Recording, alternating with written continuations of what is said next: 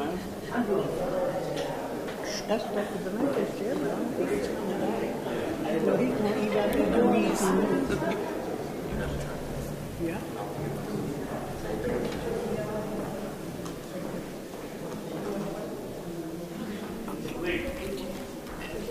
Good evening.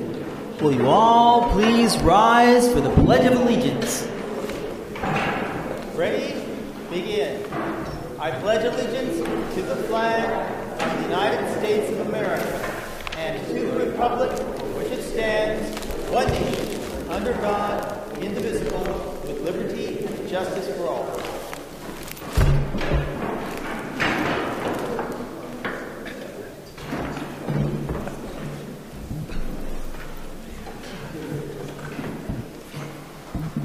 The next order of business is statements from the public.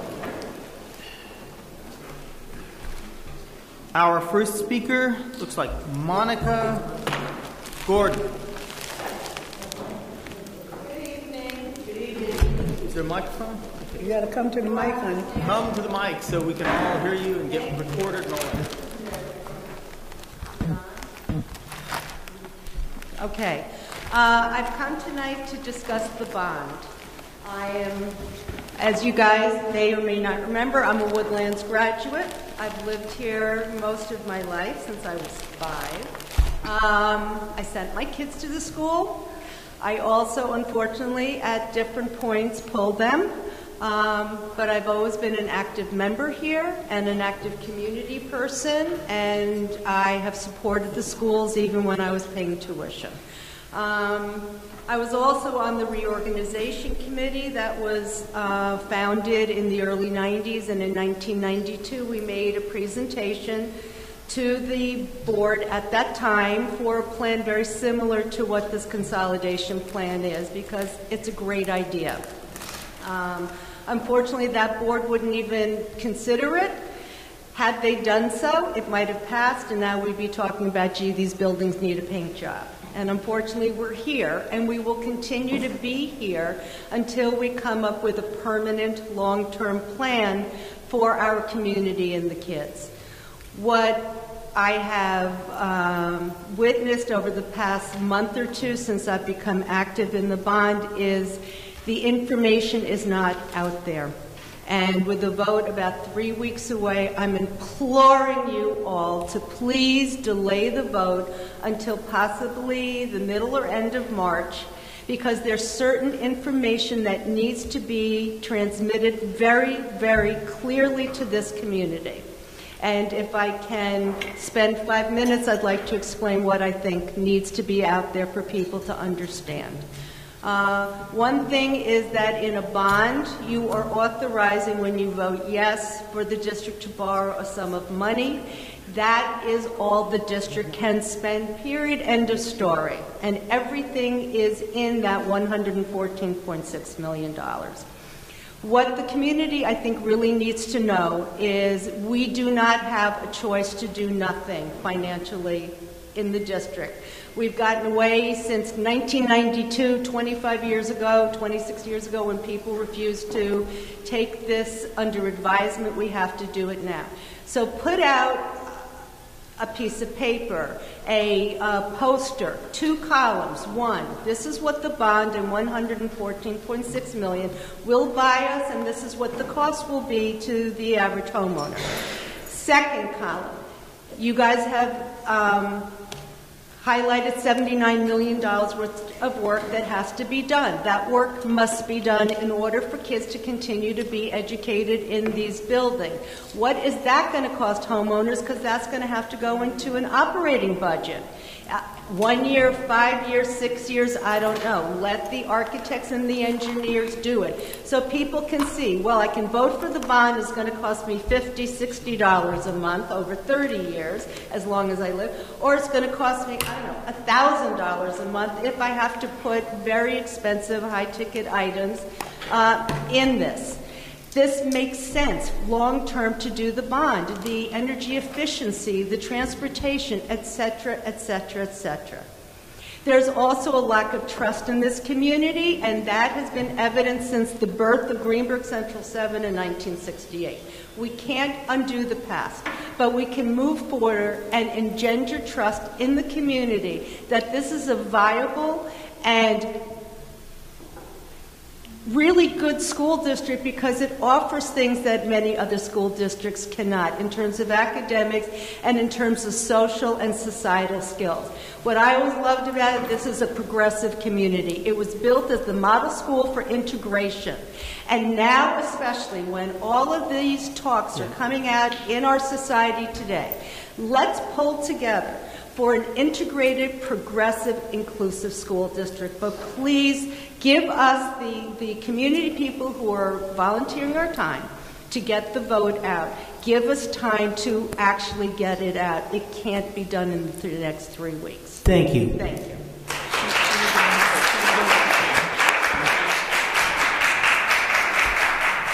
Our next speaker looks like Lorraine Cantori. Good evening. I definitely agree with the last speaker about not enough information being out there. There's definitely division in this community. There's a lack of specific information. I feel that the public should be able to make a decision, an educated decision on looking at numbers. For example, the estimated cost for repairs, if it's close to $80 million, what does that include? It's important for residents and taxpayers to have the complete picture, not just the fact that it's a $114.6 million bond, and if it's passed, everything is wonderful. I think that if we start from the ground up and we look at the list of repairs, it provides clarification for people like me that would like to see what would cost that much money. Okay. I think the one thing that also concerns me is that this bond does not include the repairs of the high school, that 2 buildings have to be sold in order to do the repairs at the high school. And, you know, at the last meeting, at the informational meeting, apparently the 3rd floor, all the students that would be moving out of the building, the 3rd floor would be open, and apparently those rooms would be used for, it could be yoga or whatever. I find that taking 400 kids out of a 3rd floor location and putting them in another building, that's a lot of space to heat and cool. So the heating and cooling would take place until the repairs could be done, which is after the sale of the 2 buildings. I mean, I know that, Superintendent, that you expressed an interest in getting the building to be a comfortable temperature for the kids. That's definitely a very important thing to focus on. It shouldn't be too cool, it shouldn't be too hot, but to put off doing those repairs until the buildings are sold, it just sounds counterproductive. Okay, thank you. Ms. Cantori, thank you so much for your comment. Just so that I can clarify to the community, those who are watching and those who are here, and also to you, we will address the needs of the high school. The high school has not been left out of this project. And we will address the needs of the high school through our budget. We're going to prioritize the needs immediately. The goal is to start the energy performance at the high school to address those very issues that you talked about in terms of heating and cooling. So the high school is very much so a part of this entire plan and this entire vision. It's just going to be done a little bit differently. It's just basically reallocating the funds based on the most, the greatest priorities of the high school moving forward. So I want to make sure everyone understands that.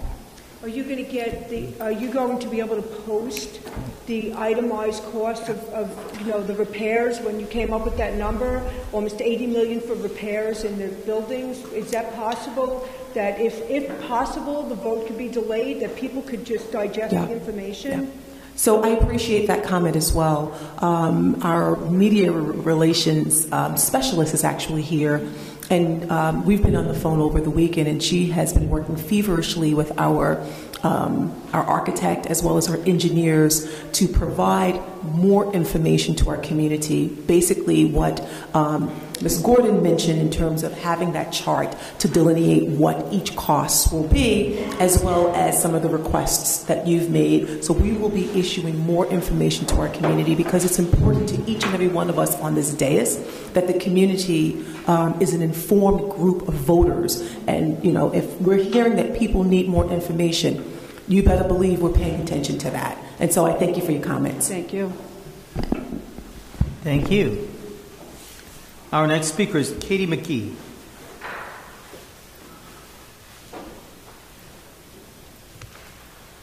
Good evening. Good evening. So I too want to say I think it's a great plan. I'm excited about the plan, and I've been out there trying to get people to vote yes for the plan. I think it's a great plan because it solves multiple problems at once. Space for the early childhood program. They would have more space. The high school would have more space. The future classrooms would be the right size across the board. The plan also solves the problems that children have faced with all the transitions from school to school to school to school. So this would reduce the transitions that are tough on students and tough on parents and tough on the PTAs. And for all I know, tough on the principals and the teachers. But it keeps the element of the Princeton plan of integration. Very important.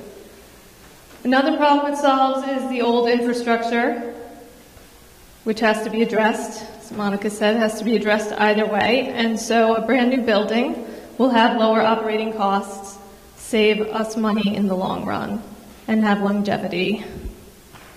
All things you've pointed out. So I encourage you to keep being out there and answering questions. There are a lot of questions still.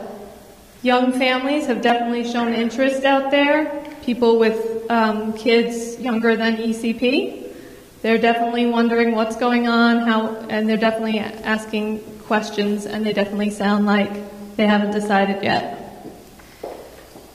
Lastly, I want to congratulate you and everyone on the IB at the high school, the program that's coming in. I recognize that it was not guaranteed that you would get that it would happen. When my daughter started, IB was just through the middle school, and I know that was, at some point, became a goal, and it's a great example of you accomplishing a goal. And I hope that the next accomplishment will be the capital project.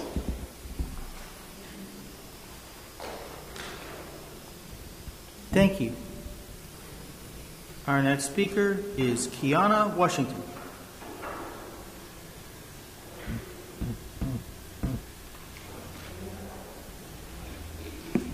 Happy New Year. Happy New Year.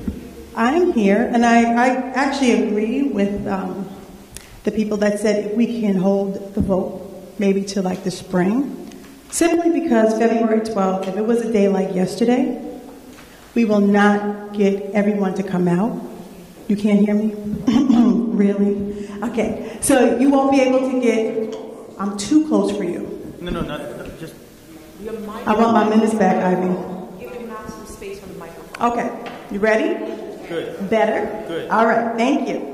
So if we do it February 12th and it's a day like yesterday, we won't be able to get everyone out, and then it could be viewed as voter suppression. So we want to make sure everyone basically has the access to get to, and I'm hoping we have voting here at Bailey, we have voting at the high school, and maybe at Highview. So you have the Hartsdale that can get to Highview, and those apartments that can get to the high school, and then Greenburgh can get to Bailey. So those are some other things that can help with the vote, but I do believe we need to wait to the spring. Number two, for the high school, we had that tragic accident where the car went to the C-Wing. You still can't hear? The car went to the C-Wing. I haven't received any updates. So can you just tell me what's going on? Because I am concerned. I have two children there. with the abatement, asbestos, with proctoring going on down there for scheduling for testing. And I know like a lot of times the special education classes have testing in the C wing. So can I just get an update on what's happening with the high school, middle high school, and that crash? So in terms of the accident in the C wing, I think first and foremost, the passenger is safe. Yes. And so that's first and foremost, and so I definitely want to reiterate that. Many of you who know the composition of the high school know that the C wing is probably the area that is least occupied by students. The C wing is basically occupied by maybe in-school suspension, or there's also a speech therapy room. And it was the speech therapy room that was impacted. Now, that room, in terms of children who are receiving those services, have now been moved to a different location of the C wing. So we basically don't use that area. And for those of you who might be unfamiliar with that area, it is the area that's below the cafeteria. So if you take a look at where the cafeteria is, it's the area that's below the cafeteria. We did realize that because the wall was broken, that we had to do an abatement, which we did during the winter recess. Air quality testing was done, and it came back favorable, which is why we were able to open school January 2nd. Repairs are still underway, Mary, am I correct? In that particular area, because it is going to take time to actually repair it, but repairs are continuing. And then do we have the cost? Yeah, you gave me the cost. I put it in one of the board packets. Do you remember offhand? Yeah, I put it in one of the board packets. You can send me an email. I'm happy to give it to you. Okay, because we definitely need to know the cost. Sure. And that was my concern because the cafeteria was right above the. You still can't hear me? It's okay, it's okay. Can you hear me now? I can hear you, man. I can hear you fine. You can hear. You can't hear me. Oh gosh. Okay, so. Fine. Keep going. So, in reference to that, I was worried about the cafeteria because it's right above, right? So, and also proctoring and things like that going on the C wing. So, thank you, and I will email you for the cost. I'm wondering in reference to busing. We have the 6:30 buses, and I brought it up to Ms. Mayers before, but we do have basketball games and different things going on. Why do we not have the 7 o'clock busing? I'm going to defer to Ms. O'Neill with the busing. Okay. If you recall, now is this actually working? Yes. We can hear you. You can hear me? We did actually change during the budget process 2 years ago the schedule of buses. I know that last year they took an earlier bus and put it to the later bus, but the exact times of the runs, I don't have those right with me. Well, my suggestion is to bring back the 7 o'clock bus because you have students who are in sports and different things like that. They get back after 6:30, and it affects my children personally because they're on the bowling team, and we have to bowl in Bowlerland in the Bronx. So by the time they get back, it's 6:45, 6:50. Sometimes I have to run, even though my husband is there, sometimes he needs to go back upstairs to get the students. When there's basketball games, students want to stay. If it goes past 6:30, they don't have the 7 o'clock bus.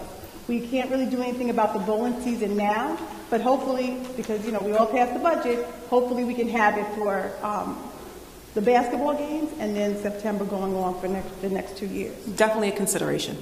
And then I'm going to go to our data for state, the iReady. So they can predict what our data is going to be for the state assessment, ELA and math. Do we have our predictions? Are we looking good? How is it going with iReady, Fontes and Pinnell, Wilson? Sure. So Dr. Valente is right behind you, and I'm going to ask that Dr. Valente just share that microphone space with you so that he can answer your question for the entire community to hear.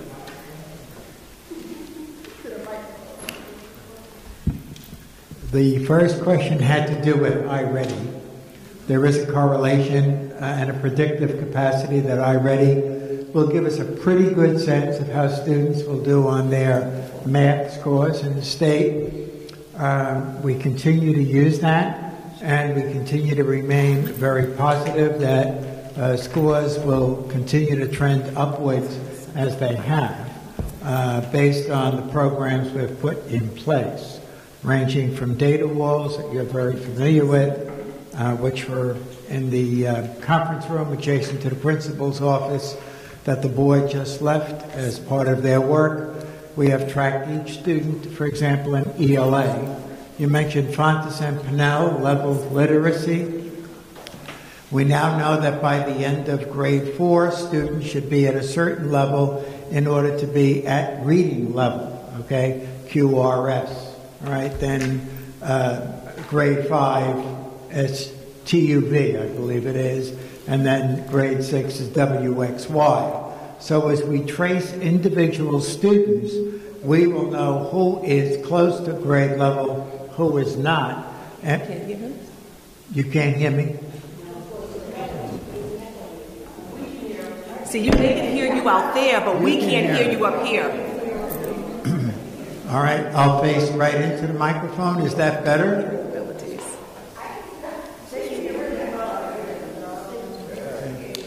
So in any event, we are using leveled literacy as a new intervention. I gave you the levels that we're looking to have students at, and on or before May of this year, we ought to have a very good idea for the math and month prior for the ELA. Last point I'd make in general is that 7th and 8th grade is doing a pilot. They're going to be using some tests to give them a better predictor of where we will be on the state tests. Dr. Chase and I were talking earlier today that I think you said, Dr. Chase, is the 5th year we have not had any difficulty in terms of schools being on any type of untoward list. We are in good standing for all of our schools, thus right. The district is in good standing. Right, and that's a 5-year trend, and we intend to keep it that way going forward. Does that answer your question, though, or not? Okay, well then when you ask yours, I'll try and get even closer. Right, that's But you finish yours. So no, you're using the data to predict where we might be as a district. Correct. Because my concern is the middle school, because my son is in the middle school. He did very well on the ELA, on the math, and ELA, he literally did by 2 points, he did a level 3.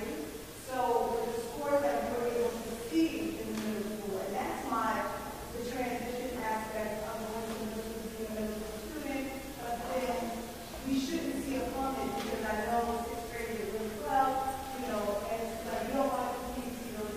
We know we're going to see something, but we don't want to. And on my last second, the mansion. Are we going to make it accessible to all the people who do not? You're referring to ADA? Okay. Yes. So, Mary, I know that we've done some preliminary work in terms of analyzing costs for that, and I think Mike has gathered some data in terms of making it ADA compliant. Do you want to just speak to that? I don't have the specific numbers with me. I was not asked to bring that. I know that we did send home to the board some costs for installing a ramp. I know all of them would have to go through the architect and would have to go through SED. If I may, one last point about the ELA question. Listen in, because I met with Lori DeAndrea, our K-8 literacy specialist, and with Chipa earlier today, and they are predicting that Just Words, which is a Heavenly Phonics program, at Bailey, we are getting fewer and fewer students who are in need of Just Words going forward. Correct me if I'm wrong. And that is the goal of bringing students up to critical reading levels, that they're getting beyond the need for Just Words, which is heavily phonics driven, and they're moving more toward leveled literacy, ergo the Fontes and Pinnell. So all of this is good news in terms of progress going forward. Thank you. Our next speaker is Patricia Weems. I know, but I want to sit down because the questions that he didn't answer, all of the questions, he said where we are Come on up. Come on up. I'm sorry, I believe I had drama and voice for 7 years. No way in the world you're not going to hear it.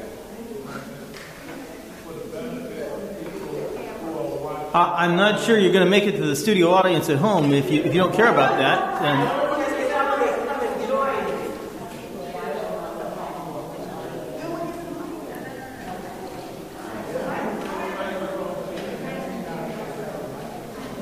you got a mic? Okay. I was going to say, maybe someone can just take hand her a mic. Someone can just take the mic to her. And we'll be good. 1, 2, 2. Patricia Weems. I am from holding it. Thank you. Introduce myself. I'm president of the Fairgrounds Civic Association, and I was at Greenburgh when it was District 8. I'm old school, so I've seen us go from old school to Central 7, and now to the Central School District. And what I'd like to say is that our community is not divided. Everybody in this community wants what is best for the children. What is best for the children is not always stated so that everybody knows what's best. Mr. Valenti said they had an understanding. I don't want an understanding. I need to know what are the facts. What are the placement of our children now? And please stop using acronyms. You may know what STATs and SCLs and CQXs and what did you call it, TBUs? ELA. Anyone you want. Can you give us the actual terms for what you are talking about? Not everybody knows it. You're right. Well, I know that. All right. What I would like you to do is tell me from grades K, pre-K, first, second, and third, where they placed in New York for New York State Education's placements. Yeah. What are they specifically? Then for 4th, 5th, and 6th, 7th, 8th, and 9th. All right, let's break it up then, okay? Exactly. Let's break it down. Pre-K, K, 1, 2. There are no current state exams. The clock. The clock? Yeah, he's answering, so stop it. I'm sorry? Keep going. We don't want to use up her clock. Okay. Pre-K grades 1 and 2, there are no current state tests for comparative purposes, all right? So any comparisons we would make would be solely initiated by the district trying to search for other districts' data. Starting in grade 3, which is our Highview, up through Bailey grade 6, and on to our middle levels grade 8, from 3 to 8. But what about, you didn't say yet, where we stand in Westchester County with comparisons to other schools, where it's K, I'm going to pre-K. Pre-K. Well, and pre-K 1 to and 2. 2. I can't give you any data right now because there is none published by the state of New York that you could go home onto a website and say Valenti knows what he's talking about. I can make up data, but you don't want that. That's right. Right. And I think so we're you're doing saying, better today than we were some years ago, but test us on grades 3 to 8. That's something that you can go to a website and so look when at the children comparative go data. into 3rd grade, Yes. are they behind or are they on level? Now, Now I'm going to answer your question because that I have data on. Okay. And when they go into 3rd grade, about 1/3 are at or above grade level. What is 1/3? 33%. So if you have 100, Give me a population percentage. so if you have a population, generally we're running about 125 to 150. Okay. So anywhere in that range. Okay. If you divide that by 3, that will give you the number of students who are approximately at or above grade level. All right? Another third is slightly below grade level, and 1/3 are in great need of improvement. What are we doing about that? What we are doing about that, and let's be honest, that is not good. I'm not suggesting that's a good thing, because we should be at 100% at grade level, right? So that's the starting point. When you say only 33 to 35% are at grade level, that means you have a road to travel. Yes. Now, we have improved over the last few years on the state tests. About 3 years ago, if you look at 3 indicators, New York State, Westchester County, and Greenburgh, we ranked 3rd in English language arts, that's what we mean by ELA, and in math. About 50% of the children in Westchester are proficient. That means level 3 and 4. About 40% of the children in New York City and New York State are proficient. And we were about 30%. We're at 30%. 3 years ago. Today, Westchester and New York are about the same, 50-40. We're now 35 to 38%. So we are improving. 38%, and what is the number there? That's an aggregate of grades 3 through 8. So if you take all the children in grade 3, 4, 5, 6, 7, 8, all right? So you're multiplying, how many grades is that? 7 times about 125 to 150 students. You're talking about 750 students. We are now approaching, coming closer to 40% of that population being at or above reading level. Okay? Okay. We so would we're like. Still below 50%. We are still below 50%. Okay. Any data you look at from the state, all right, on English language arts. Math, we're on or about the same. So we're improving, but we haven't quite gotten to where we want and need to be. Okay. So now we are 50% for, well, 33%. I'm trying to keep the numbers together. You said 700 from the third up, right? Yeah, well, you have what, about 400 children in your school? All right, so Sheepa has 400 and 125 for Highview, so you're at 525, and about another 250, so you're what, at 775, 750, 770, in that range, okay, yeah. 800, okay. That's grades 3 through 8. All right. Now, so we're making progress. We are making progress, but this is a very big ship to turn, all right? Because it means that you need a number of years, beginning with pre-K and kindergarten, with foundations. That's right. Right now, we're bringing the ECP program into conformity with the rest of the district. Excuse me, once again. Early childhood. Okay, Yeah. what's the P? You said ECP? Early childhood program, ECP. Okay, thank you. Yeah. Go ahead. We're bringing them into conformity with the kindergarten, first, second, third grade program. That's a very important step. So that we're beginning now at the earliest years in order to have fundamental phonics, foundations, interventions at the earliest years. So that we begin to look at curriculum maps at that level. We begin to look at level of literacy, okay? Now we can say to teachers, we would like every student at this level as they exit grade whatever, choose your grade. You've got Bailey teachers here, I think that's part of your presentation. They're going to show what they're doing to get children to grade level, both in English language arts and math. Okay, now we're moving to 9th, 10th, 11th, and 12th. 9th, 10th, and 11th, and 12th is a different story. We're extraordinarily good on the regions. Take a look at our region scores. Just start with social studies. We're in the 90% range there. ELA, we're in the 90+% range. ELA? English language arts. Thank you. Go to math, and you have to. Now we are starting algebra for all. That means that every student is going to be asked to take Regents algebra. That's a very important point. Starting in February, we're beginning with the 7th grade. It's going to be a semester and a year. So that's a year and a half program. And they will all take the Regents, not just the select honors group. That's very important. We're committed to the fact that all students here in Greenburgh will have completed 1 year of algebra and 1 year of geometry. Yeah, which is very important in terms of being competitive for college. Now, where are we in placement for Westchester County in high school? Where are our numbers? Well, our graduation rates and that Not is... graduation rates, grades. When you say grades, Regents level grades, Regents scores that are comparable. Overall. Yeah, overall works, as I said, social studies 90% range, ELA 90% range. Where is it from New York State? Where are we? Checking us with Hathaway, checking us with We're well above the median in terms of comparisons when it comes to Regents level but scores. what is our placement? You know, they have numbers. Placement in you mean in terms of rank order, Yes, like rank news order. media? Yes. I don't have that number with me.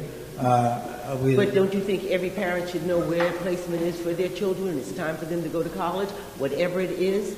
And Well, so I'll give you one statistic that I'm familiar with. I don't want to give you any numbers I'm not absolutely certain of. You're right. 3 years ago, in SAT, Scholastic Aptitude Test, right? Thank you.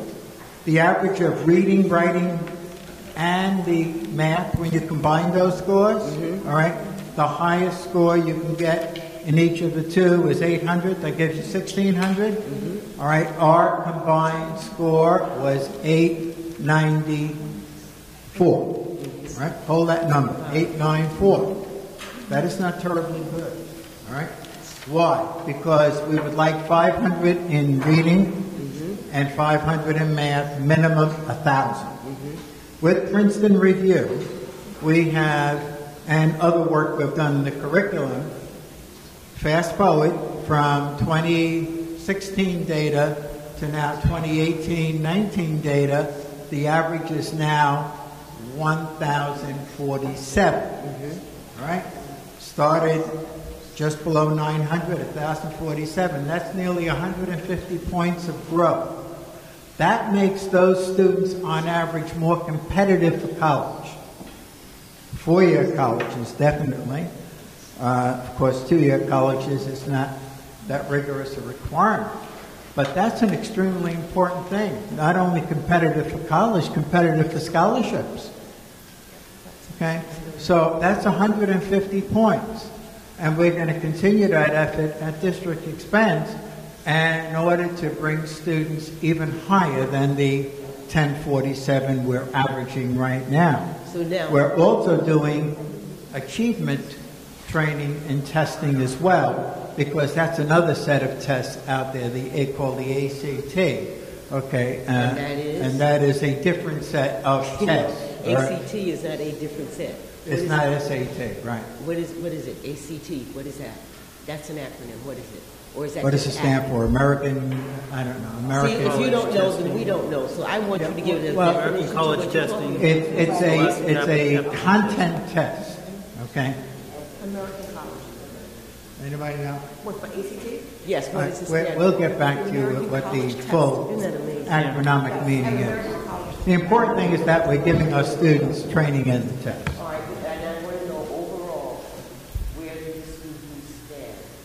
If we're going to have an international baccalaureate program, we're going to speak Chinese, we're going to do all of these things, STEM and STEAM. How does it affect our children? What is the productivity for it? How much does it cost? And what do we end up with at the end of 114 million, along with our budget of whatever it's going to be this year, for the students? What is the cost per person, per student? What you should be looking for are outcomes. No, I'm not looking for outcomes. See, I'm looking at it from every point of view possible. Yeah. Outcome tells me where we're starting from, what we have, and how we're going to get there. And see, you're not telling me that. I need to know. Well, I'm trying to tell you as much as I know at this point in time, Ms. Williams. I've given you a lot of data, right? Yes, and that helps. That helps. Yeah. But it still doesn't tell me how we're going to relate that to the children. How are we going to see to it that the children actually are getting the money? I'm not going to build a $114 million building for approximately 40% of the students. You're not leaving them behind. Every child is going to go forward. Remember what I said, 100% of the students must be at grade level. That's our goal. So you're not building a building for anything less than 100%. Will that goal be in place in the next year, 2 years? By 2022, which is when you would have completed your capital construction, you will be well beyond the percentages I gave you today. At what point will you be at 100%? I can't give you that exact date right now. Right. But what we are moving is dramatically forward, and I think that's a net plus. In education, you're going one of two directions. You're going forward. Mrs. Weems, Your time is up. Yes, it Just is. finish, yeah. I said yes, it is. My Finish time your is up. last sentence. All right. And I want to thank you for the information that you've given me because I've asked this board repeatedly. Who would like it? All right. Thank you. Our next speaker is Deborah Morris.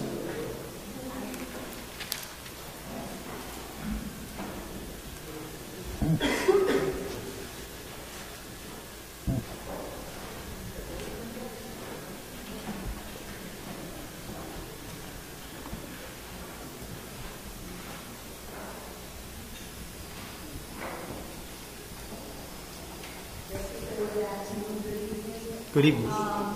In reference to the data, again, to the lobby guard, can you hear me? The lobby guard, we had spoken and it was supposed to be given to us. I know it doesn't have anything, but I have not heard from you in reference to that.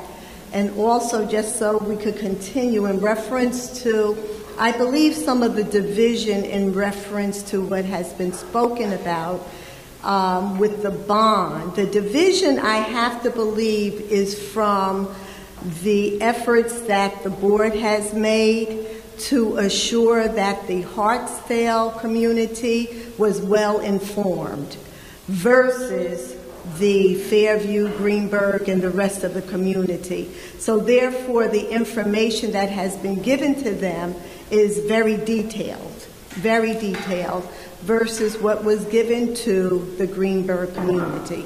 So I'm stating that I do believe that. And I think your efforts were really there because of the land and everything. My other question is in reference to traffic, and I remember you saying there are going to be lights, but have they considered enlarging the streets in order for the traffic to be accommodated if you're going to enlarge the schools? I mean, if all the schools are going to be here. So that's a question that can be answered as well. And then my last question is in reference to the upkeep of the buildings prior to the building. I have not heard that the buildings are inhabitable as yet, but I am hearing that many of the buildings are having many issues that need to be taken care of. And if those issues need to be taken care of, I'm just hoping that they are being taken care of. I know it may be called patch jobs, but we're also looking to assure that the buildings are in code for the children as well as the staff. So those are my concerns and questions. Lobby guard, that was the first? No, you are 100% right. At the Highview, you did ask me about lobby guard, and you did not get that data, and so I will make sure that you do get that, and you did ask that, and you're 100% correct. In reference to the bond, I want to say that I believe this board, not that I believe, I know this board and myself have shared the information equally throughout the town. And it's unfortunate that that is your perception, that it was only given to one side. We've actually called for community meetings where we had a committee. The committee is called the Construction Advisory Committee. And we were soliciting people from all parts of this community to be a part of this community. In fact, I believe your husband was at a couple of meetings. And so we did that for the purpose of equally disseminating information to the entire community. I just want to make a comment. That was, quote unquote, to me, like an afterthought, because it was also brought up at one of the meetings. Sure. And you had already started. I mean, you were already in progress, starting. You had a lot of data, and et cetera. So that, I'm just saying. Sure. That's what I'm thinking when they're saying division. And I do want to make one last statement, and I heard one of the speakers speak in reference to integrating the community with the schools. And I'm really and truly hoping that it will be integrated. I do know the elementary schools are truly integrated. A lot of our neighbors, they have all their children come, well, not all, but a large majority come. But once they hit the high school, then I have to say I see very little of integration. So I'm hoping that, I don't know how it'll make a difference, but I'm surely hoping that there will be community support as far as the students coming as well to Greenburgh Central School District. Okay. So you could do, I don't know what you could do, but that's a statement that I do want to make publicly. Sure. So that it is known. Sure. And, you know, integration comes in so many different forms. Yes. Integration could be religious, it can be economic. And so one of the great things about this community is that it is diverse. Yes. And diverse goes beyond ethnicity, right? And we're not limited in our thinking in that way. And so you see a diverse group of students existing in our school district already. And I agree with you. I do hope that we will continue to increase diversity, be it economic, be it religious, be it different orientations. Exactly. And ethnicity. But ethnicity is not exactly. I do want to go back to a comment that you make, because I want to make sure that I answer your question properly. When we first put information out about joining the CAC, we actually put it out to everyone. So it wasn't that we, and that's perfectly fine. And it was sent out to everyone to join. And it's just, I don't know why, some people didn't see it, but we equally disseminated that information so that we can get a nice equal representation of the community. And you're absolutely right. Once we realized we didn't have that equal representation, we did ask people, hey, join in so that you can take the information back. So I want to make sure that the community is clear as to how we went about forming our CAC, because the CAC committee, and the CAC is an acronym for Construction Advisory Committee. The CAC really informed this vision, if you will, for consolidation, what the capital plan should look like. And we wanted to hear from a variety of people. So you're right, we did ask people afterwards when we realized it wasn't a true representation. And so we were focused on making sure that everyone has the same information. We purposely target our meetings in different parts of the town to ensure everyone gets the information. The first meeting was at the high school. The second meeting is going to be here at R.J. Bailey on Thursday. We have a meeting at the Theodore Young Center. We have a meeting at the public library.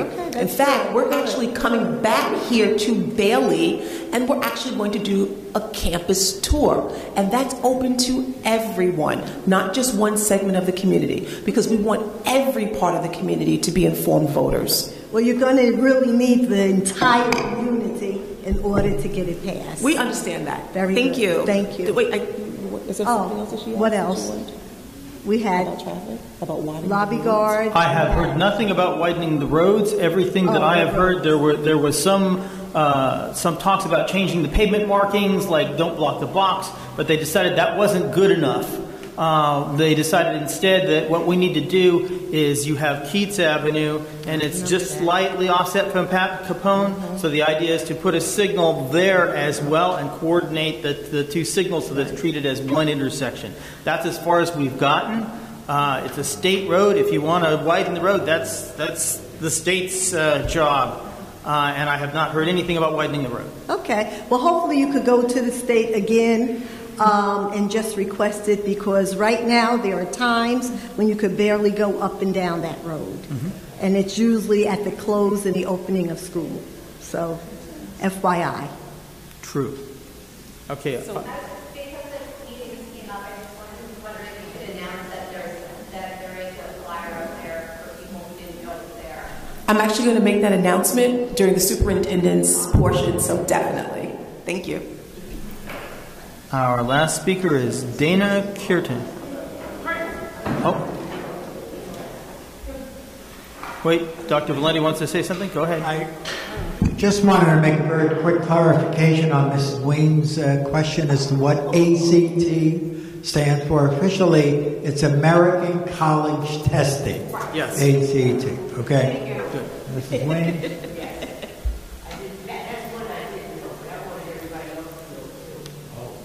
Yes. All right. Ms. Curtin. Good evening. Happy New Year. Happy New Year. Oh, wow. I said Happy New Year to everybody. I hope everybody responds. Happy New Year, y'all. Okay. Happy New Year.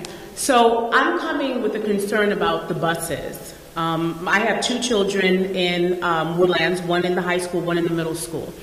So last year, my 7th grader, who I encouraged to take part, when he was a 7th grader, to take part in the academic portion of the school, was let off almost a mile away from home in the dark, in rain, because the bus driver said he didn't hear my son say where his stop was supposed to be.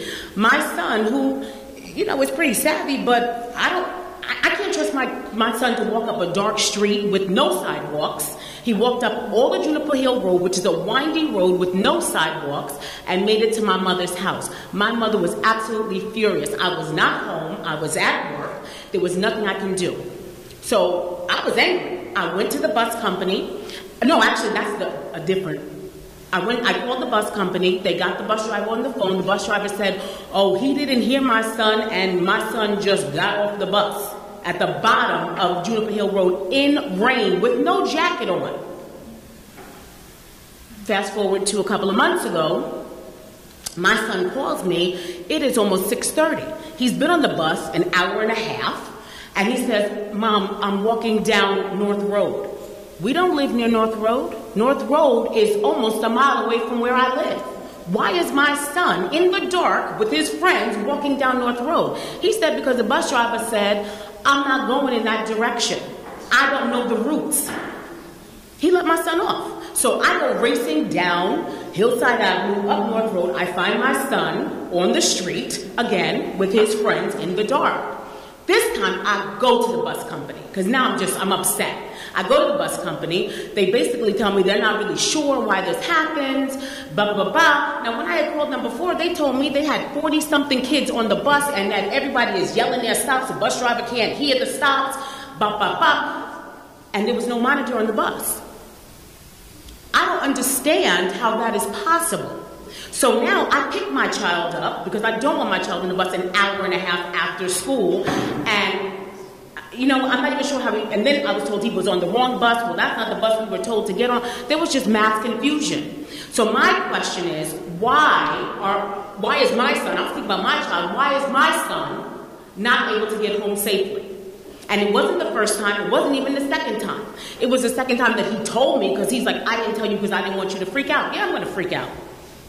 Because my son should not be walking in the dark. He's literally short. Half the time, he doesn't wear a coat because he thinks it's cool. So he's out of the elements. I need to know why my son is not getting home safely. We encourage our children to not only be academic scholars, but also be a part of the athletic fabric of the school. Why would I want my son to take part in this if I can't get my child home? That's one question. The second question is, my mother's a proud owner of a house on Terramar Fair and Terramar Street. Now, I know they talked about when this new consolidation takes place, the buses coming, possibly using that as an inlet outlet for the schools. I'd like to know what the update is on that. Those buses race up and down the street, up and down the street. So now my mother has to, they decided to put a sidewalk in. So we had Paul Feiner and some people from the engineering office come and, talk with us. And as they're doing that, cars are racing up and down the street. So if buses are going to race up and down the street all day, who's going to be in charge to make sure that my child is safe? That's 2. And then the third one is, I'm really glad that Algebra for All, if that's the initiative that you guys are bringing, that's wonderful. I just want to know, does everybody have access to academic services? Yes. All grade, including the self-contained children? Do the self-contained children get AIS services? If they qualify for it, yes. What's the qualifications for AIS services for self-contained children? Be careful of that.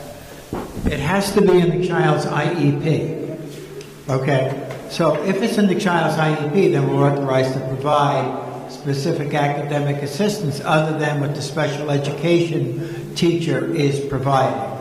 But if it's not in the IEP, there may not be sufficient time in the schedule to provide for it.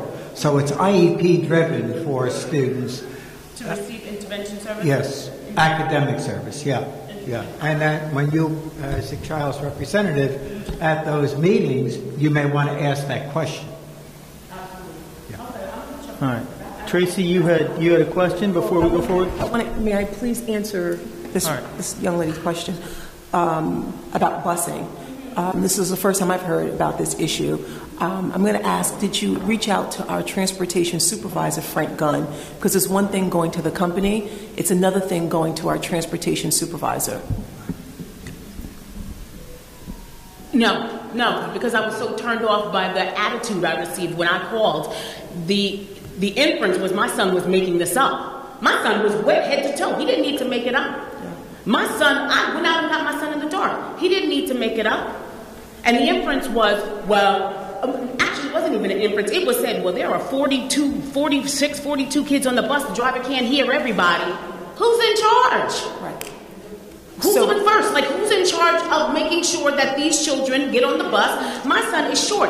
Have you ever seen them get on the bus? It's like the Hunger Games. I have never seen anything like it. No, and I'm not being funny. I'm being dead serious. It's like the Hunger Games. You have kids trying to rush to the front. You have kids opening the emergency exit and getting on from the back. I saw that myself. Getting on, it is absolutely ridiculous. And the little ones are always in the back because they're getting pushed by the big ones. So it is absolutely ridiculous. And there's one bus, two buses, but you have a massive amount of children all trying to get on two buses. Like, I don't understand how that works. No. And like I said, my son doesn't take the bus. Because I can't trust that he will get home. Listen, what you described, as a mom, I would definitely have some concerns as well. So I'm not knocking that. Here's what I am saying, though. Frank Gunn does not know about this. Am I correct, Mary? There's no way. No. If Frank knew about this, Frank would handle this ASAP. Ms. Curtin, can you please reach out to Mr. Gunn ASAP, and I will send him an email when you sit down to let him know that you will speak to him about your son's situation, because no child should be left someplace where they have to walk a mile. Because that's what you said, a mile. That's just... my son was left on no child. That's unacceptable. We were on Fair and Terramar. It's at least half a mile, 3/4 mile, whatever it is. It's more than a 5-minute walk in the dark. It's unacceptable, whatever it is. Whatever it is unacceptable. I am sending Mr. Gunn an email, letting him know that Dana Curtin will be reaching out to him tomorrow morning with those concerns. Well, I can't reach out tomorrow morning because I'll be in class teaching. Okay. But I will do it at some time during your prep period. During your prep period. At some point tomorrow, I'm going to say to him, Ms. Dana Curtin will reach out to you, because I don't want to talk about your son's route for privacy purposes here at this meeting, nor do I want to disclose your son's name. So I think that is best that, okay, thank you. Thank you. Yep. And regarding the sidewalks, all right, so those are the town of Greenburgh's roads. I don't have an issue with the sidewalk. I just brought that up in context. I'm talking about the buses going up and down the street. Well, our suggestion to them, and it can only be a suggestion because it's not in our jurisdiction, is they put up a bunch of stop signs, like 3 stop signs at 3 different intersections, so no one can accelerate between stop signs enough to get up ahead of steam so that they're going too fast up and down the road. They haven't bought into that, and we're doing their own traffic study to come up with an alternative. But I haven't heard a viable alternative yet. I know that they've talked about the whole speed bump thing doesn't work, but I don't know what they're going to suggest. So my question is that still on the table, that you would be using Fair Street to go up and down as an inlet for the school? That's my question. At this point, yes. Wow. And that requires sidewalks. And you're aware that all the sidewalks are not going to be in place at that point. You know that. When you go up around Juniper Hill Road? We're not opening up without a path to get the students to the school. So we have to put sidewalks on our property that meet the sidewalks that they're going to put together, so that the kids have a route to get there safely. That's where we're at. Thank you. That's it? Mm-hmm. Yes. I know. Tracy. Hi, I have a question or clarification because I can't hear properly up here with the echo. It's for Dr. Valente. Am I correct that I heard you say that if our students have an IEP and they need AIS service, or Dr. Chase, whoever can answer, and they need AIS services in math, I think it was math that you asked about, Ms. Curtin, that they're not going to receive that unless it's put into their IEP? What I am saying is that with IEP-driven students, the parent must be very observant of the amount of subjects the child is taking, the type of program, the resource room assistance that's being given, okay, the one-to-one assistance, the external services, and if the child needs academic services in a particular subject, is that being offered through the special education portion of the program, or is the child have sufficient time to take that as a separate period during the day?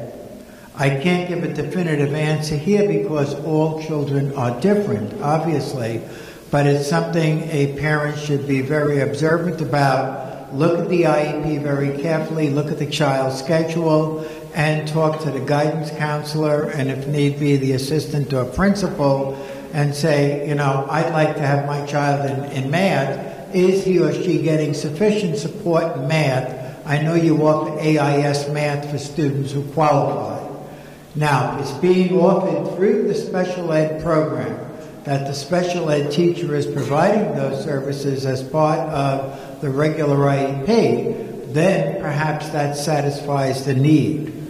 Okay? So I'm simply suggesting be very observant with respect to services. We don't arbitrarily give all special needs pupils intervention services for the simple reason that we have to be respectful of their IEP. Thank you for clarifying. And Ms. Curtin, the email was sent, so he will be expecting your call. Thank you. Yes, Cora.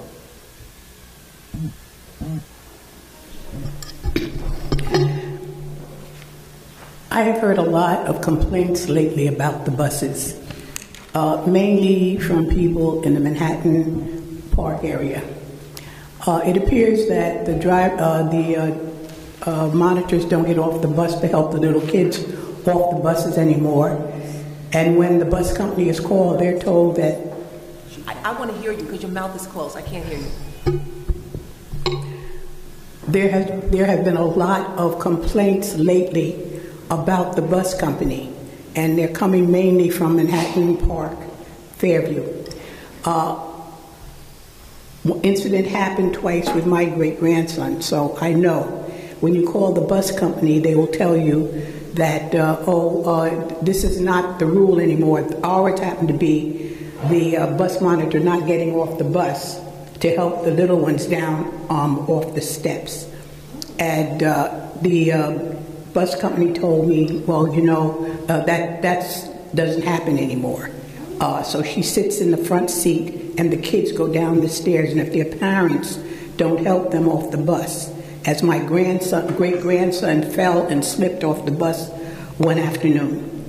The second thing is maybe we need to start looking for another bus company, because this bus company is getting too hankered in. I think they believe that they've got it made, and they don't have to adhere to the rules and regulations and respect of our children. And if that's the case, we need to look into it, and we need to possibly look for another bus company that's going to do just that. In the first few years that they were there, they were so glad to get the job that they were the nicest bus company in the world. But now that they've been here a few years, they seem not to want to take on the responsibility of keeping our, in my estimation, one woman's opinion, to take care of our children and respect the safety of them. So I can emphasize with whoever feels that this bus company is not doing the proper job for our children, and I will work with this board to see if we can make it better.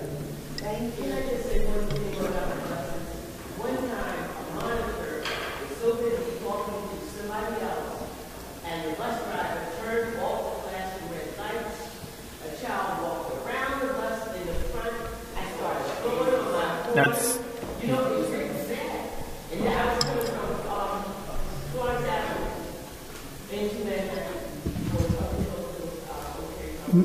Mary, when's the next time our bus contract is up? We're actually redoing the RFP as we speak. So it has been done. We're now reviewing it. I would guess in the next couple of weeks it'll go out for proposals. What did you say? Thank you. All right. Next, just a minute, David. One other thing I meant to say. Every bus driver has a route, and he's supposed to stop at every bus stop on that route. And if he does not do that, and he puts your child off at another bus stop, that is a very dangerous situation. And why not? Why not is he using his schedule to get the kids properly to their bus stops? And I think we'll look into that too. Ms. Mears. So, Dr. Chase, I'm sure you're going to follow up with Frank Dunn about all this. So when you speak with him, can you have a look at the after-school buses specifically? I believe Ms. Washington did bring that up, and I must apologize for being late today. I was late for dropping 4 modified basketball girls home because there would not be a bus available for them post-game. So that's why I was late to our board meeting. So later buses we would need for sports, but then also I don't believe they have a route for the after-school late bus. I think they don't know how many children will be on the bus, so it could be 40-something, it could be 15. And I believe they do the buses by area. So maybe, I don't know how they could work that out to be a little bit better so it's a smoother transition so children aren't being dropped off a mile away from home in the rain. If you could follow up with that, that would be helpful. Thank you. Thank you. All right.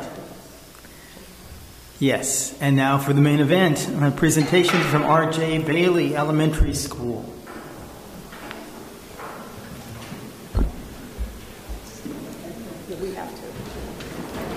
Take it away, Mrs. We would Russell. have to invite the board down so we could pull the screen up.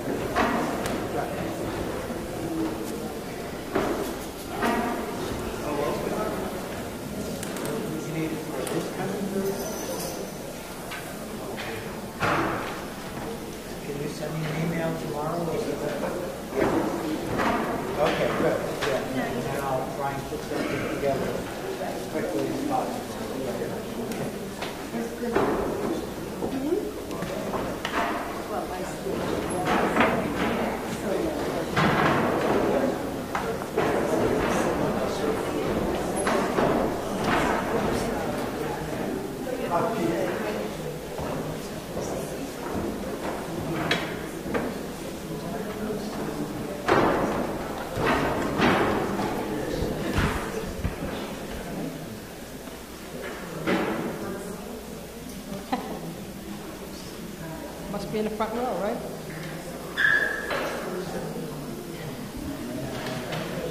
Good evening, Dr. Chase, Dr. Valenti, Board of Education President Mr. Warner, board members, community members, parents, and staff. First and foremost, I'd like to wish everybody a Happy New Year. Happy New Year, everyone. So my wonderful staff and I are grateful for this opportunity to share some of the great things that are happening in R.J. Bailey. Before I begin, I would like to introduce them.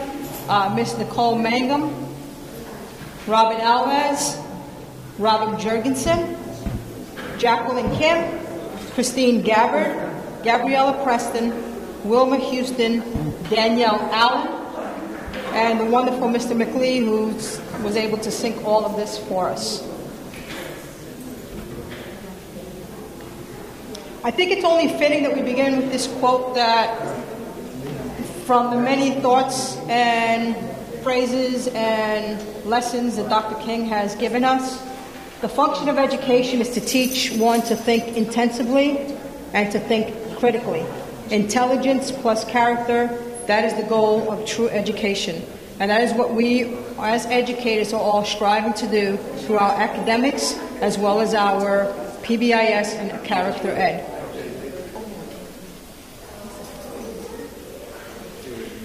So last year, our district literacy specialist, Lori DeAndrea, brought Fontes and Pinnell. And with this, all kindergarten to 6th grade teachers were trained on how to administer the Fontes and Pinnell benchmark assessment system, which we refer to as the BAS. This is a tool that allows the teachers to observe student reading behaviors one-to-one and engage in conversations that go beyond the retelling, and it allows us to make informed decisions that will connect the assessment to instruction. When we fast forwarded to this year, we envisioned a literacy block that was 90 minutes. And so that's what we have implemented thus far. Within the 90-minute reading block, the teachers are engaged in interactive read-alouds, which last 20 minutes, 2 guided reading groups at 20 minutes each, and then there's a writing component in which they are infusing the writing revolution, which we refer to as TWR. And I'm going to have the experts tell you all about each component.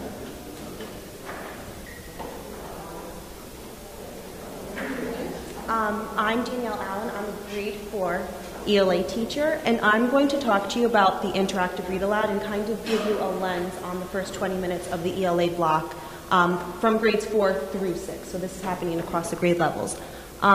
This year we have started our blocks with an interactive read aloud. The interactive read aloud allows for the teacher to drive instruction through intentional stops, designed to elicit the type of thinking we want our students to be equipped with in order to be lifelong readers. Not only to be able to read, but to enjoy the art of reading. Through the interactive read aloud, the teachers are able to model fluency, expose students to vocabulary, understand different genres, and to dig deeper with higher level questioning and deeper thinking processes. If you turn to the next 2 slides, you'll be able to see the students discussing different things, different questions based off the interactive read alouds using accountable talk.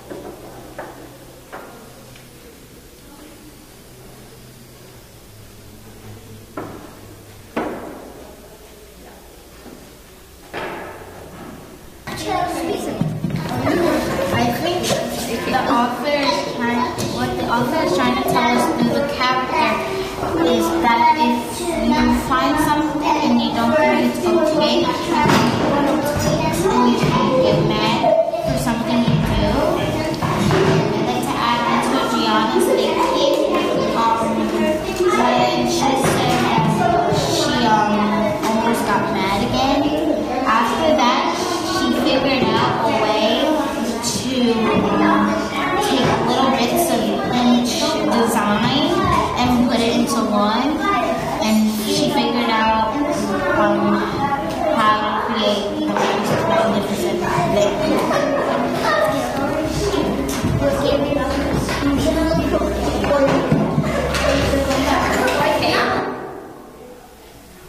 So that was a discussion my students had after doing an interactive read aloud, where you see there's lots of noise in the background, but it's really allowed for them to make different type of inferences, questioning, and really think through that reading process, which I have found to be valuable, not only in their reading, but also now being transmitted into their writing. So that's the first 20 minutes of the block, and next we go into guided reading.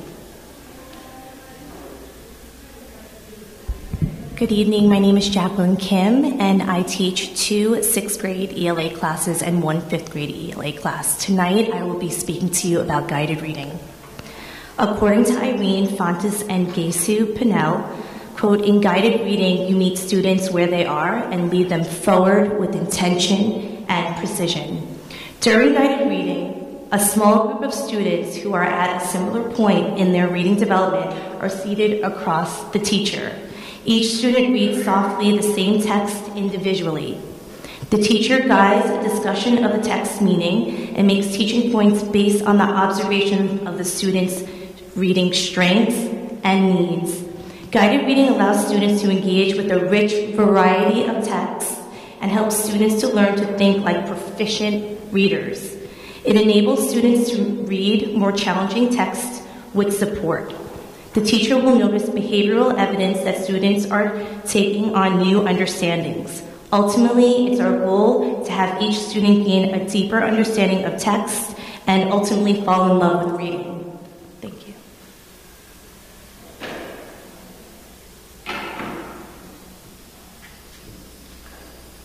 Good evening. My name is Robin Jurgensen. I teach 3 sections of 6th grade ELA. And this year we have been introduced to another acronym that we call TWR. It stands for the Writing Revolution. And the Writing Revolution is being implemented by social studies and English teachers. And basically we're starting at sentence level, using things like appositives, subordinating conjunctions, which I have an example that I'll get to in a minute, to enhance our writing and to expand our sentences. Because studies have shown and colleges have reported back to numerous schools that college-level students do not even know how to construct a coherent sentence. So we're starting with foundations, and we are leading up to single-paragraph essays, multi-paragraph essays, but we really are making it a point to start at the beginning. And lots of times our students say to us, I know what I want to say, but I don't know how I want to start it. I can't think of how to start it. So we're really concentrating on topic sentences and using those appositives, using those subordinating conjunctions to expand the topic sentences and really show that these kids can write. And we've noticed that their writing has improved already. And we've only started this in September. So we're very excited about it. This is an example of the appositives, and might I add, too, that no longer is grammar or writing taught in isolation, but we teach it through the text that we're reading in the interactive read-alouds. So they're familiar with the story, they can respond to the story in their writing. So we read a story about Alvin Ailey, and I know it's hard to see, but it says Alvin Ailey, and then there's a comma, a famous dancer is the appositive. I can't even see. I actually can't even see what that says afterwards. But inspired people, or there's usually a verb after it. But basically, you can see that they're expanding each sentence by telling more. It's a noun phrase that tells more about the subject of the sentence. And we do this 30 minutes a day. So the first 60 minutes is your interactive read aloud, goes into guided reading, as Ms. Kim said, and then you end your literacy block doing writing, which is based off of the reading. So it seems to be working, and we're very excited about it. And that wraps up the literacy block in grades 4 through 6. Thank you.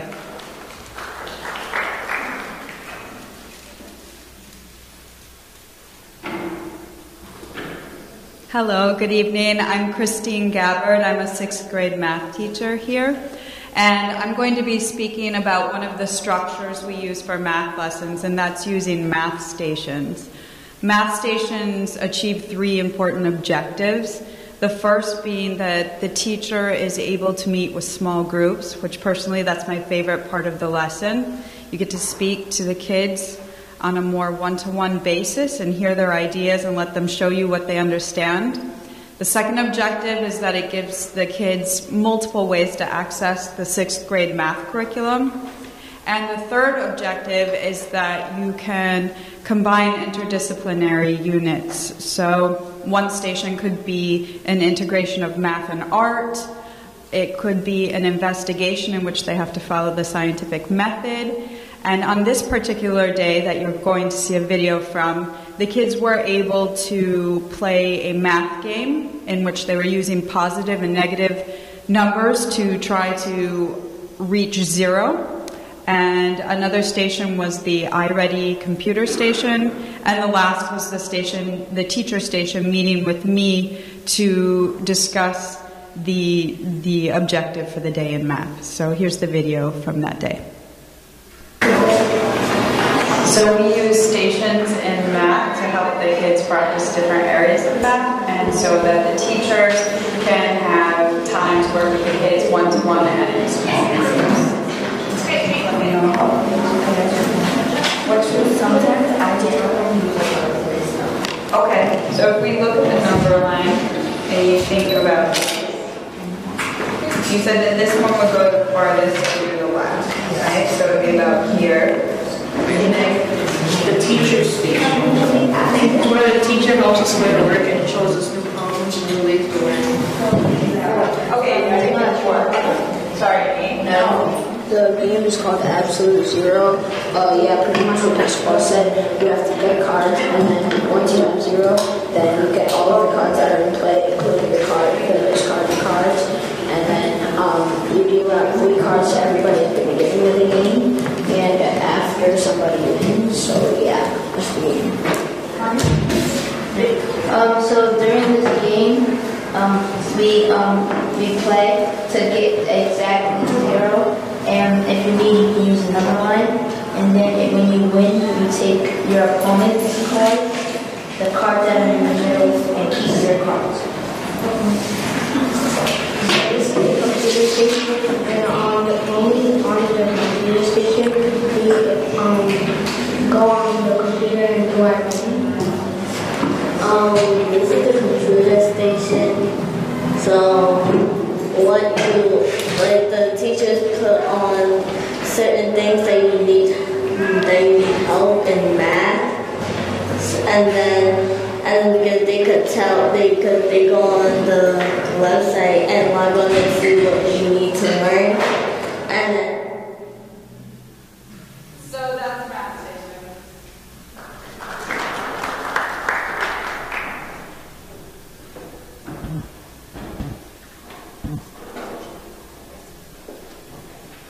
Hello and good evening. So the R.J. Bailey ELA Out program is created to provide really enrichment for students. It's to take them from their comfort zone into a true learning zone where they're challenged. So the ELA Out program does this in several ways, one of it which is novel studies, writing, and through the shared inquiry method. Now in terms of novels, each grade is exposed to 4 novels throughout the year. We read these novels collectively, we analyze the text, we respond to these novels through writing and debate. Currently, the 4th grade is reading Holes by Louis Satcher. They previously read Wonder by R.J. Palacio. Thus far, the 5th grade has read Ungifted by Gordon Carman, and we're currently reading I Am Malala, the children's reader's edition, young reader's edition, excuse me. The 6th grade has read Stargirl by Jerry Spinelli, and they're currently reading The Boy in the Striped Pajamas by John Boyne. Writing. And we can turn that down a little bit. You can play it and turn it down a little bit.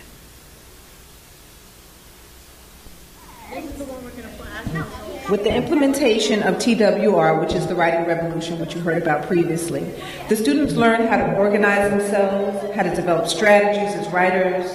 And what's great about TWR is that the students have like a toolbox of writing strategies that they use as they organize themselves, as they respond to text, and just as they really hone these strategies and develop as writers, as they create 1 paragraph, 2 paragraphs, and multi-paragraph essays. And what you see in the video currently, you see students brainstorming, you see them organizing, you see them conferencing with each other, and I conference with them as well.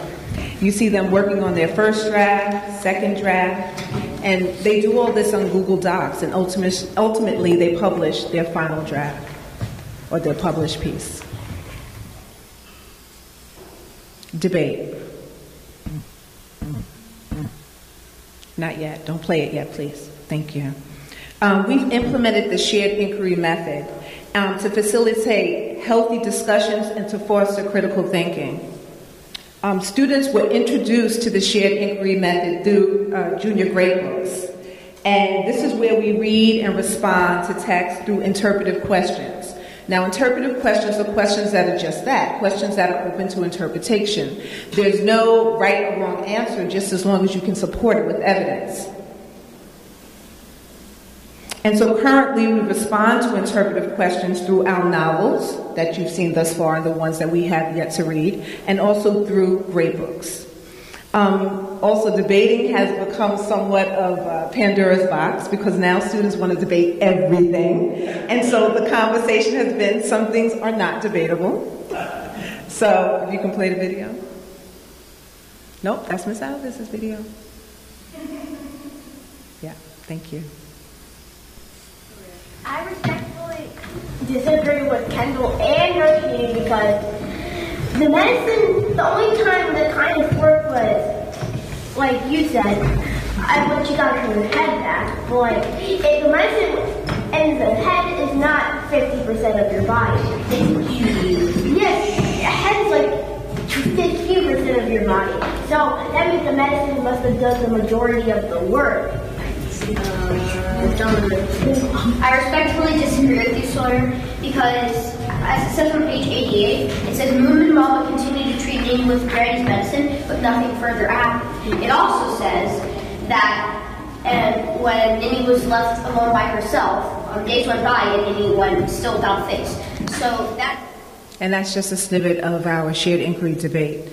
And what I really think is valuable about having the shared inquiry debate and the shared inquiry method is the hidden curriculum. These are bright students. They're bright. They know they're bright. What's important and what's valuable is for them to understand that there are others with great points of view that you have to hear, that you have to know how to sometimes agree to disagree. And we all have the capacity to learn from one another. And so this debate circle and the shared inquiry method gives them the opportunity to grow in this way, because it's not just about what you learn in terms of content in the classroom. It's about how we cultivate our students to be open-minded citizens of the world. Thank you.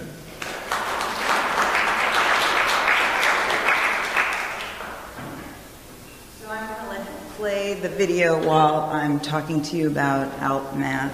It's so weird. So one of the things that I think is really important is for a math class to have a constructivist attitude, and that means that the kids are building their own learning. And so part of that is happening through games, it's happening through discussions, it's happening through interactions in many different ways for the kids to be able to, one, enjoy what they're doing, but also to make sense of it. So it's really important for the students to be able to explore the materials, and actually before they even get started learning with them, I have them play.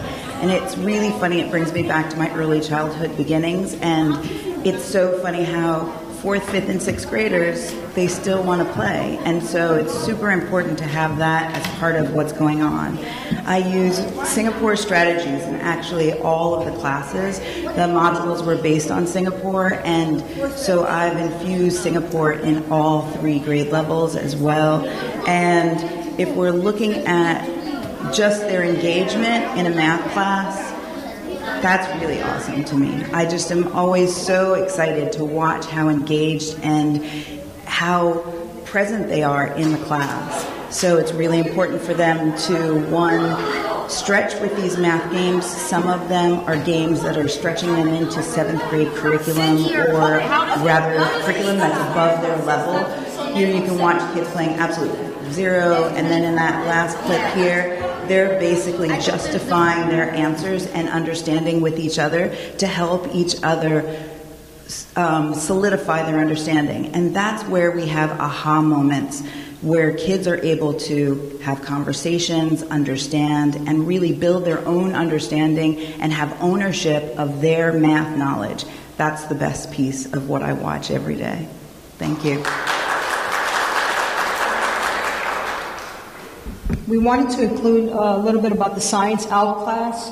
This is a 4th grade lab in which Ms. Gigliotti had the students study bird beak adaptations, where the students used common tools and they did a lab work, and it's just a way of an inquiry-based learning for the students to, as Ms. Mangum says, to just keep stretching themselves and learning from one another and debating what works and what doesn't work.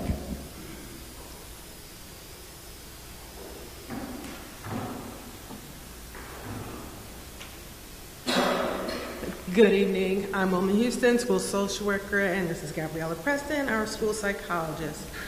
I'm just going to give you a very, very quick overview of our PBIS. So here at RJ Bailey, We followed this nationwide program, which is known as Positive Behavior Intervention Supports, or PBIS, for several years now. The aim of the program is to develop a positive school environment, and our main focus this year has been on increasing positive behaviors in our hallway, cafeteria, and at recess.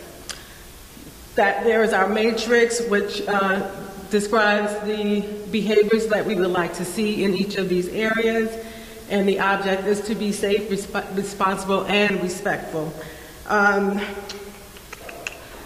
So the matrix outlines the behaviors that we expect, and they're posted in each classroom and also strategically around the building. You can see the blow up for the auditorium right here on the wall.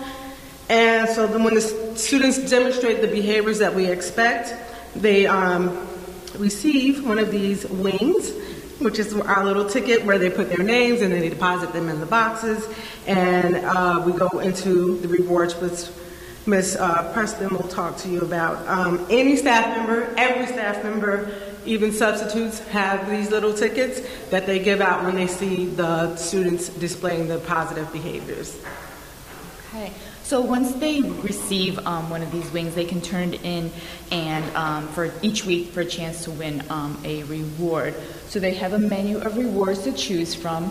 One of our most popular rewards is principal for a day, as you can see, for a period. And as you can see, they are hard at work. It's a very popular choice.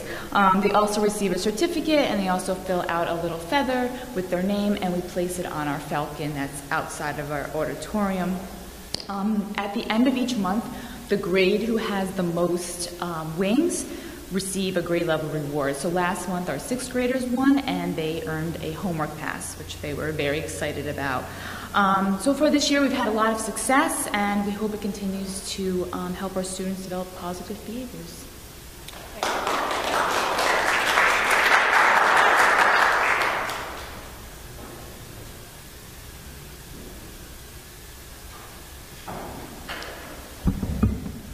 A little bit earlier, we mentioned the data walls, and we had some questions from community members about how do we know where the students are and what do we do with that information. Here's an example of the data walls, and what the data walls do is that they reflect the growth of each student. They provide a visual representation of where our students are, and this valuable work is done through our weekly PLC meetings. It promotes the notion that all students are the responsibility of the entire staff. So we look at it as a whole and say, what can we do to help these students move forward? And the rich conversations that happen around the data allow the teachers to determine the next steps in the student learning.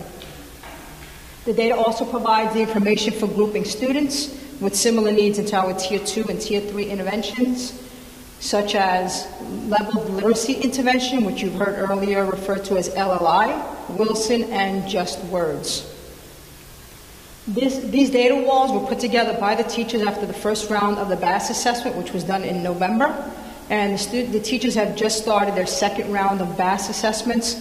And what they will do is they're going to revisit the data once they've completed the assessment. They're going to revisit the data and see how far their students moved. And if a student hasn't made any progress, that's where the team determines what is the next step. Does this child need an increased number of level of literacy intervention periods, or Wilson, or Just Words? And it's a way to target each student, and we went student by student in the entire grade with the literacy specialist and the reading teachers.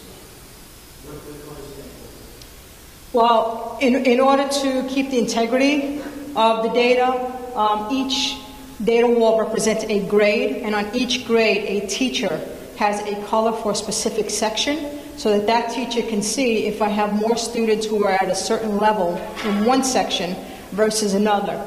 And it gives us that visual representation. On the card we have each student's initials, and then on the back of the card we'll have the student name, just so that we can make sure we're talking about the correct student. Once this data is revisited, we're going to follow a protocol, and that protocol will be, what does the data tell us? What can we celebrate? And then we have to put together an action plan to think about what practices will help us move the student learning even further. And it's actually, the word has gotten out about the data wall, so the math teachers started today in their PLC meetings. They've created the cards, or in the process of, and they will be putting together their data walls. And the data walls are held in the conference room. It's complete confidentiality. We don't want to put it out there for everyone to see. We just discuss it, again, as a team, as a grade, and we look at each child together. Any other questions about the data walls? So basically, that sums up our presentation. I wanted to end with this quote because we all had a beginning. We all had the vision of Dr. Chase, but we wanted to work towards a world-class school district with all of the curriculum and the programs that have been brought to our district with the support of Dr. Valenti. We are making progress, and also with the collaboration of the directors, with Todd Mensch, Brendan Gallivan, Catherine Ador, Carlos Ramirez, and of course the teachers who are in it every single day. I thank you for giving us the opportunity to present, and I welcome you, I beg you to come to R.J. Bailey to see what's going on in reading, math, and especially with some of the wonderful things that Mr. McLee and Mr. Todd Mensch do in the Innovation Lab. Thank you.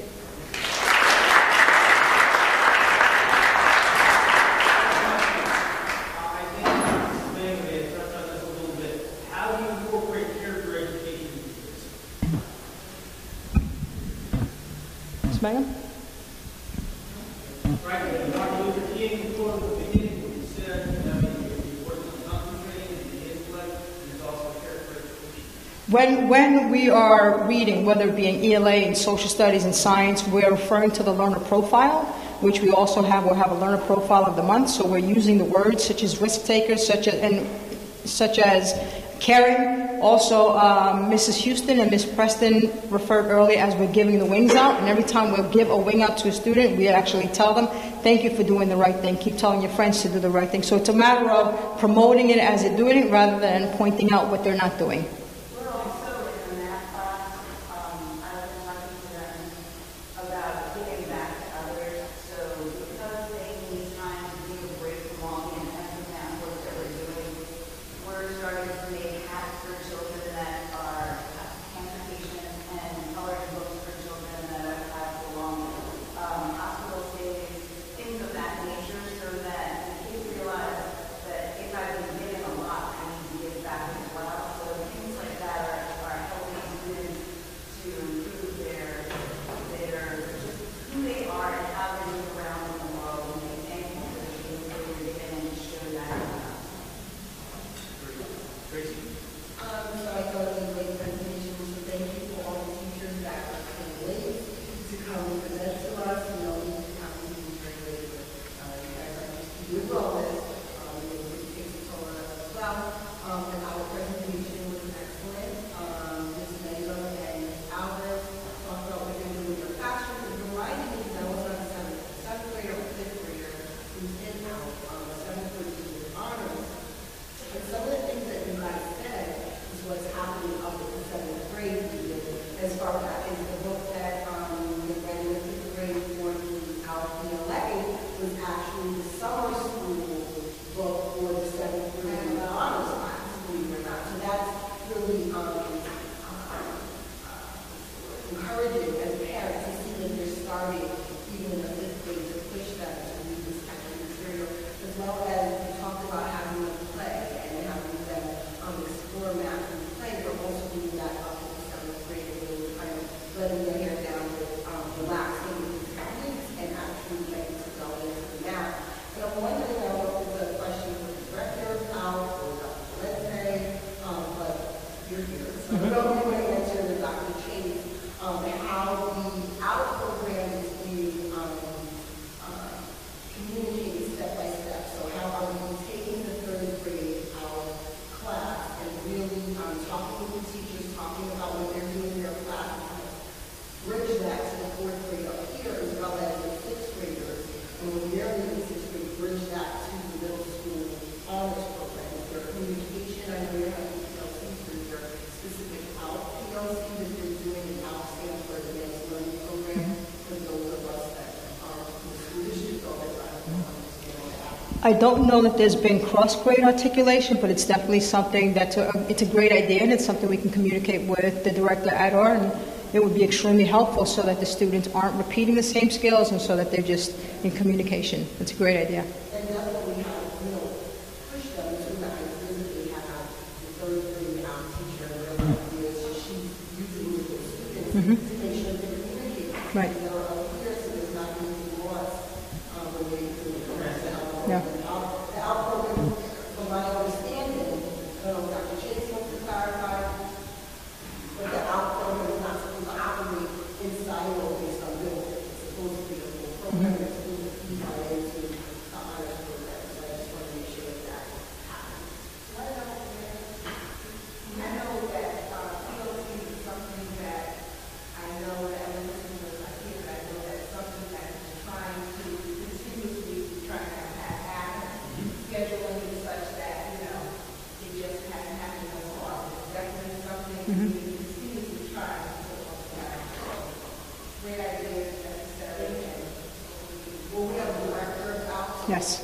She will get that information. Yes. We will reach out to her. Perhaps we'll use one of our early dismissal PLC meetings for that. Thank you.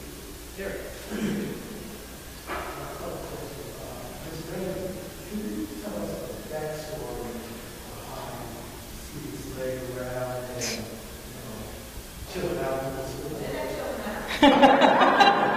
So basically, my feeling is when they come to school, that's their home away from home. That's their home away from home to see. That's my home away from home. And so we want to create an inviting environment. We want them to be comfortable, and we want them to feel like this is the space where I know and I create. And wherever you do that is where it makes sense to do that. Wherever you need to be that inspires you, I want you to embrace that. Now, with that said, let's be clear. Their expectations is how we function. Their expectations is how we move. So that's established before we even get to the point where I can say, go to a space that makes sense for you to create. So those expectations are in place. So I have the luxury, and it's a privilege to be able to provide them with the opportunity to be in a place and in a space that allows them to know and just do what I know they can do, to create, to do their best, to apply all the skills that learn as well. So as a follow-up to that, so obviously we feel like this language of the first classroom, how wide is that constantly spread throughout all the classrooms? Is it teacher-based or is it building? It's become a building philosophy. I think as a result of that, we must have ordered a little over half a dozen rugs. We're looking into ordering more bean bags. Some of the teachers, I think, are bringing in their beach chairs. So it's catching on because the kids are comfortable, and that's what you want them to be. You want them to select a space where they feel comfortable learning. And like I said, it's something that we started, with something as small as a rug.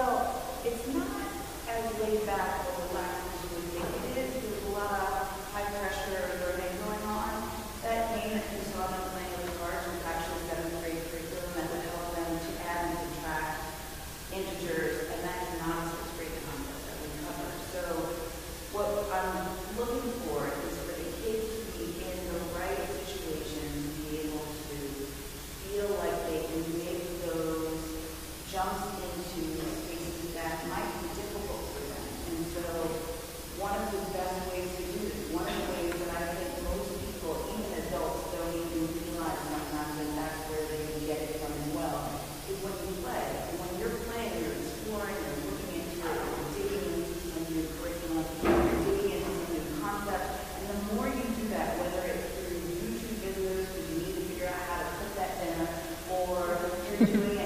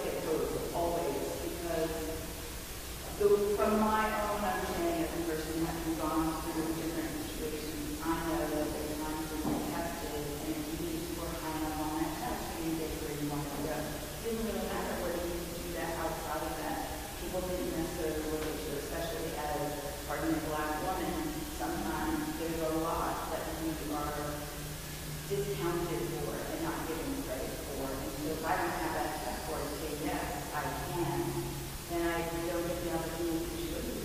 And so I have always instilled in my students that that test score, as much as you don't want to stress about it, is just as important as you understanding that knowledge and that content. Because if you can't prove it to them that you know, you might not even be allowed to walk through the door. And that's just from my own experience. Other questions? Thank you very much. Very informative.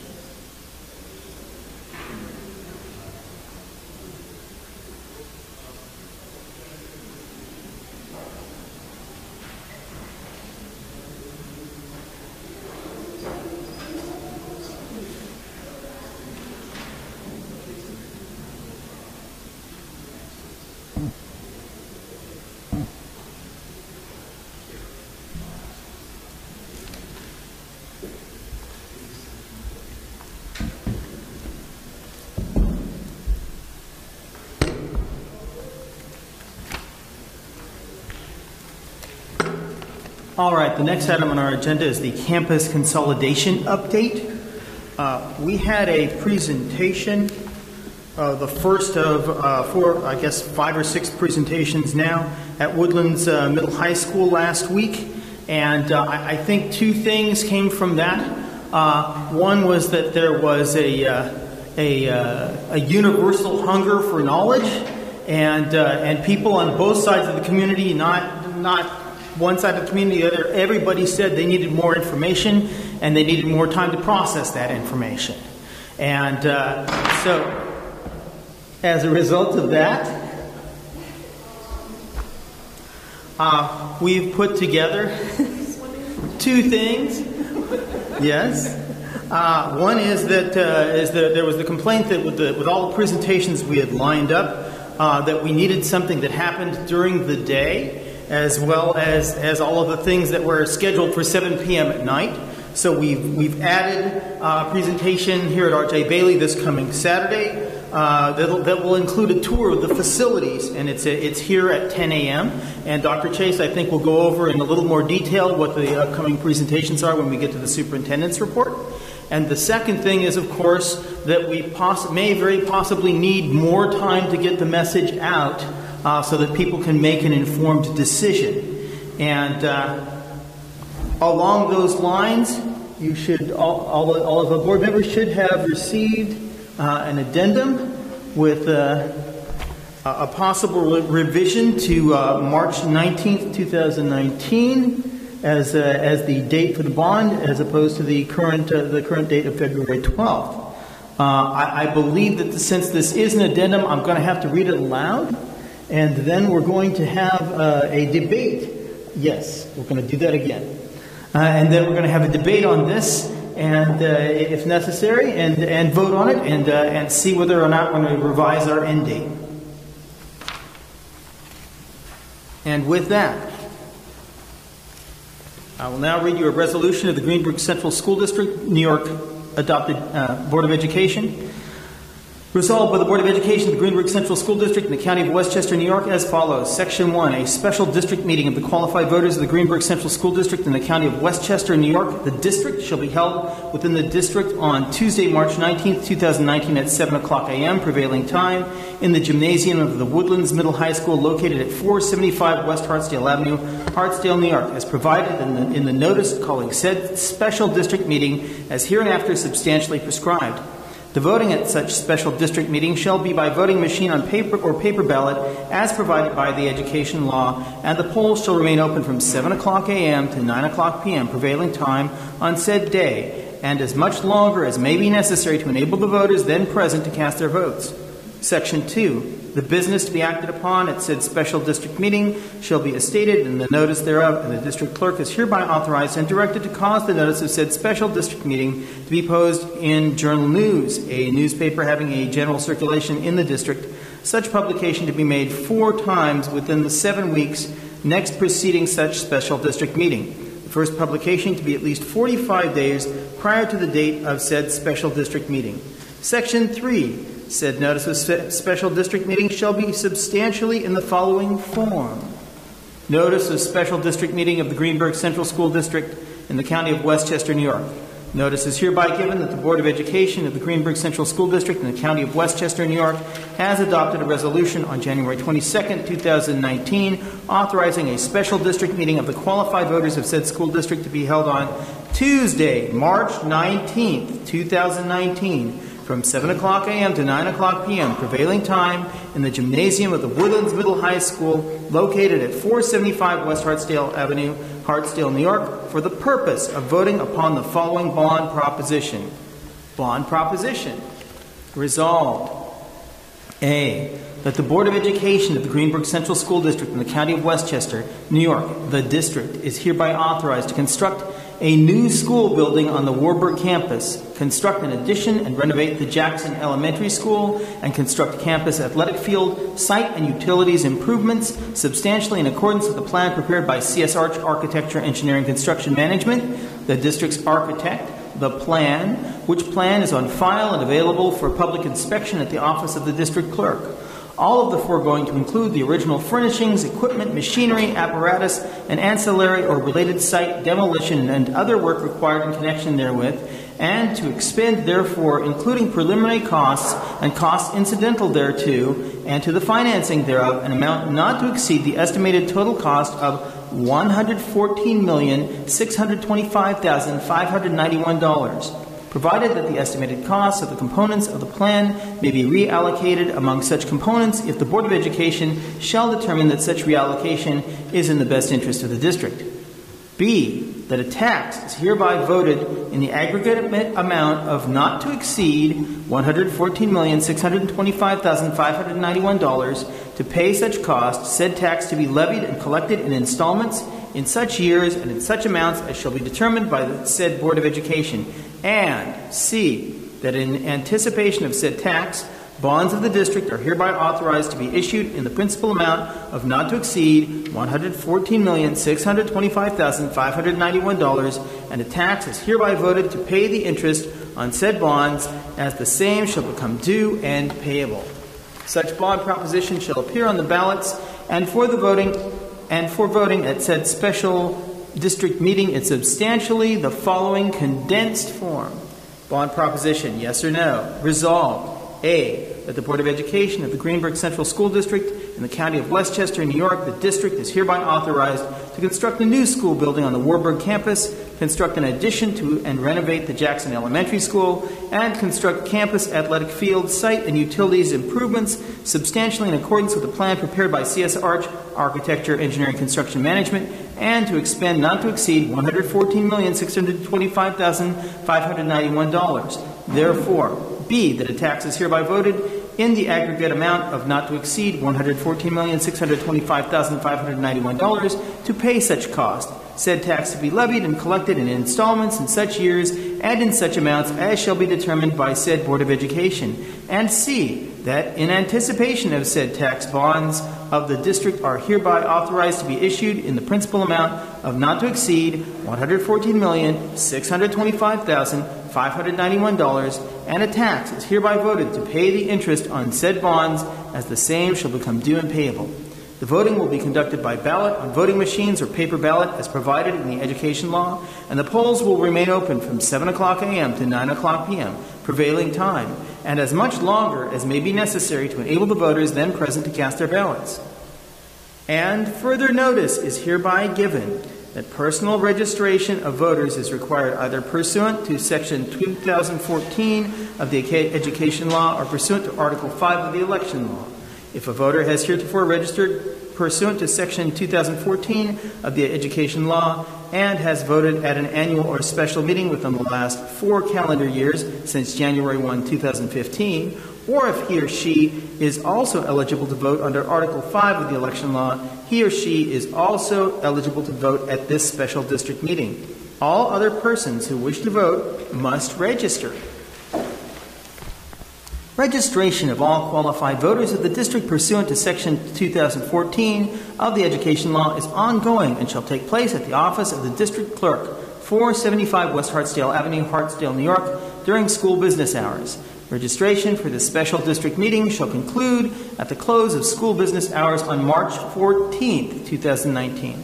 The register so prepared will be filed in the office of the District Clerk at 475 West Hartsdale Avenue, Hartsdale, New York, and will be open for inspection by any qualified voter of the district on and after March 14, 2019, between the hours of 9 o'clock a.m. and 4 o'clock p.m. prevailing time on weekdays, and between the hours of 9 o'clock a.m. and 12 o'clock p.m. prevailing time on Saturday, March 16, 2019, and at the polling place on the day of the vote. And further notice is hereby given that applications for absentee ballots will be obtainable during school business hours from the district clerk beginning Wednesday, February 6th. Completed applications must be received by the district clerk at least 7 days before the special district meeting if the ballot is to be mailed to the voter, or the day before the special district meeting if the ballot is to be delivered personally to the voter. Absentee ballots must be received by the district clerk not later than 5 o'clock p.m. prevailing time on Tuesday, March 19, 2019. A list of persons to whom absentee ballots are issued will be available for inspection to qualified voters of the district in the office of the district clerk on and after March 14th, 2019, between the hours of 9 o'clock a.m. and 4 o'clock p.m. prevailing time on weekdays, and between the hours of 9 o'clock a.m. and 12 o'clock p.m. prevailing time on Saturday, March 14th, 2019, and at the polling place on the day of the vote. Only qualified voters who are duly registered will be permitted to vote. By the order of the Board of Education. Section 4. The vote upon the bond proposition to be submitted to the qualified voters shall be by ballot on voting machines or by paper ballot, and the district clerk is hereby authorized and directed to have the necessary ballots printed in form and corresponding as nearly as may be with the requirements of the education law. Section 5, the proceeds of the bonds authorized pursuant to the bond proposition set forth in Section 3 hereof, and any bond anticipation notes issued in anticipation of said bonds may be applied to reimburse the district for expenditures made for the purpose or purposes for which said bonds are authorized. The foregoing statement of intent with respect to reimbursement is made in conformity with Treasury Regulation Section 1.150-2 of the United States Treasury Department. Section 6. The resolution heretofore adopted on December 4th, 2018, calling a special district meeting of the voters of the district on February 12th, 2019, is hereby rescinded. Section 7. This resolution shall take effect immediately. Do I hear a motion?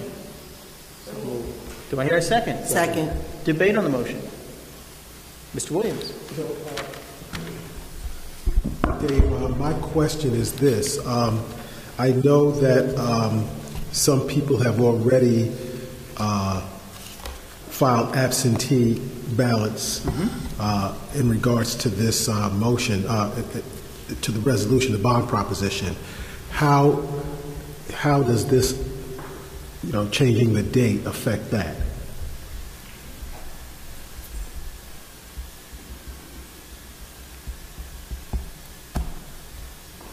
Do we know? Go ahead. They will have to resubmit an absentee ballot because that absentee ballot is no longer valid. The other question. So I would ask a follow-up question on that. Can we send a notice to people asking them to resubmit? I would have to check with legal about that. I'm not sure if we can necessarily send them another. We are planning to send communication out to all residents, informing them of the new date if this is the desire of the school board. But in terms of encouraging people to resubmit the absentee ballot, what we can do is, once we find out from legal, what we can do is include that in the letter, what that process might look like. Thank you. Do we know how many absentee ballots have already been received approximately? If we don't have an exact number? No. Okay. No. Okay. All right. Okay, that's all I have right now. Tracy. Can I, and I guess it goes right in line with what Mr. Williams was asking, and of course, after we hear from legal, since our district clerk is the one that receives the ballots, is there any way to turn that around, like when she gets them in, to hand out the information right then, or to mail to the people, whoever mails in their ballot, however it's received, to make sure that the information is given at that point in time so there's no confusion? Are you referring, when you say information, you're referring to the proposed new date? Oh, absolutely, absolutely. Yeah. Oh, absolutely. Yes.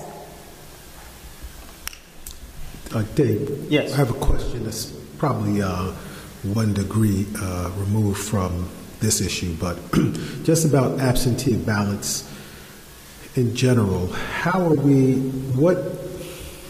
and if you don't know it, or Dr. Chase doesn't know it, or Lori, maybe you know it, how do we prevent voter fraud? How do we prevent somebody from submitting an absentee ballot and then showing up on the day of the election and trying to vote again? We do know that they sign in. They actually sign their absentee ballot, so you would be able to compare the signature on the absentee ballot to see if they signed in again. So Right. when you come to vote, the day of the vote, you actually sign the piece of paper. Right, and I understand that because, I obviously vote, but I guess I'm asking the mechanics behind it. How then does the information get transmitted on the day of the vote that says that Terry Williams already submitted an absentee ballot?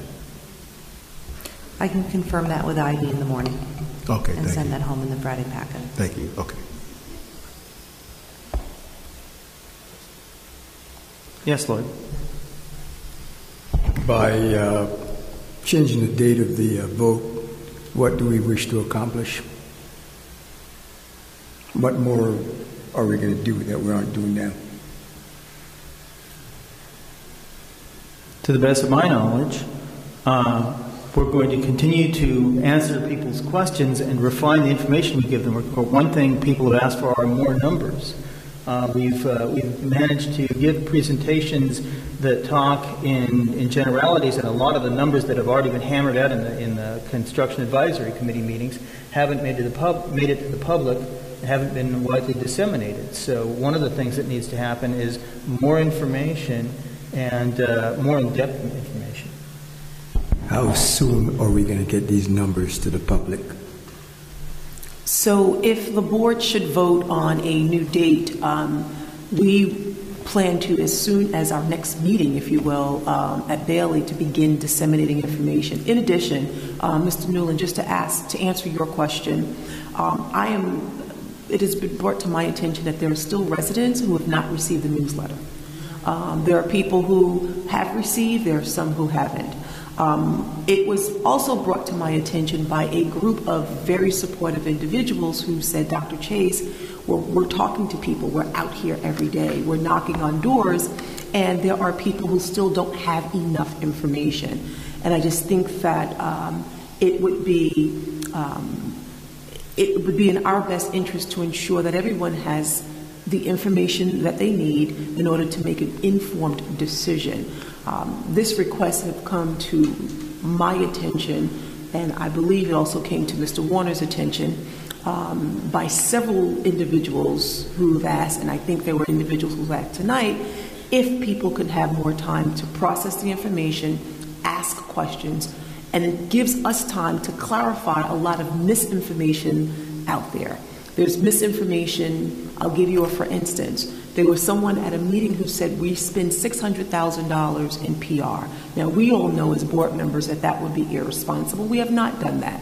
But there are things that we should clarify to the community so that this misinformation just doesn't stand in the universe, and that we provide factual information. Now, in providing factual information, it's going to take time. It's going to take time because we want to put it in print as well as share at our upcoming meetings. But in order to put it in print, we want to be able to send it out to all community members, and that takes time because it has to go to the printer, it has to be proofed, and then it has to be mailed out. And I think based on this newsletter mailing, we see that mailing out information doesn't necessarily get to everyone at the same time, and that's what's unfortunate. Here's Miss Morris, Deborah Morris, who came up tonight and said, well, there's one side of the community that has information and the other side doesn't. That's what we need to avoid. We want to make sure that all of our neighbors, all of our residents have the information, and people will be prepared to vote in an informed manner. And again, once again, the information we're going to put out there is going to contain the numbers that the public is looking for. Yes.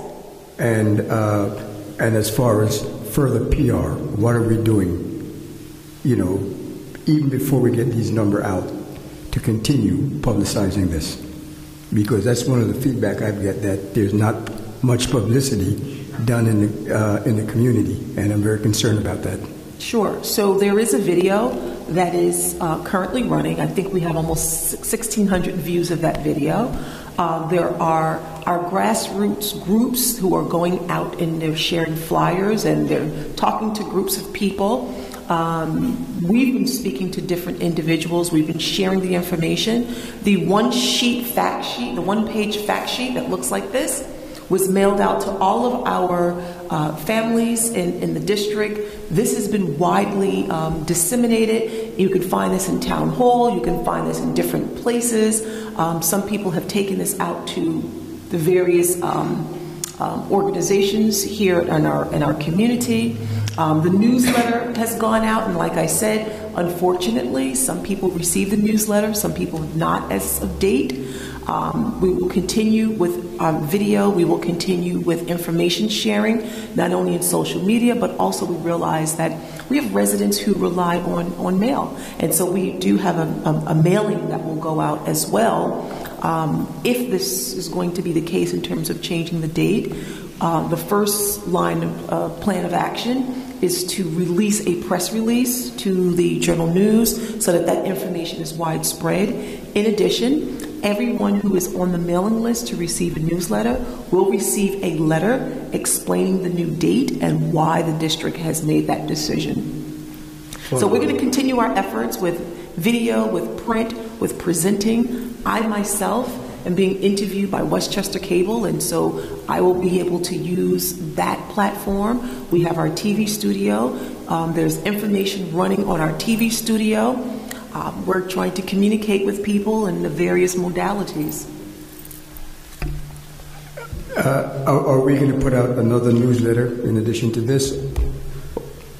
Or is this the only newsletter we're going to put out? So we're going to put out what we call an FAQ sheet, which is frequently asked questions, and that's going to clarify a lot of the misinformation that's sort of roaming out. And so we're going to do another mass mailing that will provide those numbers that people have asked about, provide some visuals, as well as other clarifying information. Okay, thanks. You're welcome. So just to piggyback off of that, we need better PR. I think that when Ms. Morris stood up and said that certain areas in our community were not reached out to, I think that came from feeling like certain areas in the community were not contacted. There's different, the great thing about our community is that we have a lot of diversity. There's a lot of different types of people that are here, and I'm not talking just about race. I'm talking about class. I'm talking about education. I'm talking about language. There's multiple differences in all of our residents. And some residents are reached in a particular way, others in another way, and it goes far beyond just going through social media and original snail mail with the United States Postal Service. So if certain members of the community may not get as involved in the public sector of the school board and the school district, and we know that, we need to actually go out. We need to be involving our businesses. We need to be involving our small businesses. We need to be making sure that our children are aware of what's going on, our students. Because our students speak to their parents, and they speak at their softball games and their Girl Scout meetings, and they could let other community members know and other parents know that what's going on, that they'd like a newer school, that they'd like better facilities. So I don't think we're utilizing all of the tenants available to us. Thank you. Do you have something? Well, can I respond? Go ahead. So thank you for that. And you're right. I think you just raised a really good argument for there is a need to postpone it, because we do need more time to advertise, and we do need more time to get out there. In addition, I think that the best way to get information out, aside from the different modalities that I spoke about, are really the people who are on this dais, the people who are watching. It's word of mouth. We have our PTA. I met with the PTA today, just the various unions, employees of the district, to share information. Because unfortunately we can't be at every meeting, we can't be at every organization, but there are some wonderful people, and while the cameras are there, I just want to say thank you to these wonderful people, different groups. These groups are not just in Hartsdale. There are groups in Fairview. There are people who are in the apartment complex who are putting these flyers under doors. There are two people in the back who are part of a committee, the Simons. There are individuals who are getting the word out, and there's power in having conversations with the people. So I'm going to continue to ask the board and everyone else if we can continue to have those conversations with people and share flyers, put flyers out, talk to people about the bond and ask people, did you know? Did you know? I was in Panera Bread the other day getting cream of tomato soup, having a conversation with 4 people I've never met in my life about the bond. So you'd be surprised where you can strike these conversations up. And it's important that we all play a role in getting the information out, because we all own this bond and this is our bond. And so I thank you for bringing that up, and it really shows that we definitely need more time. Wait, Cora?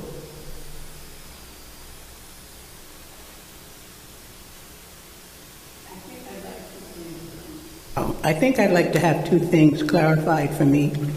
One of them is, I remember on several occasions at several meetings, there was a request to have the vote postponed.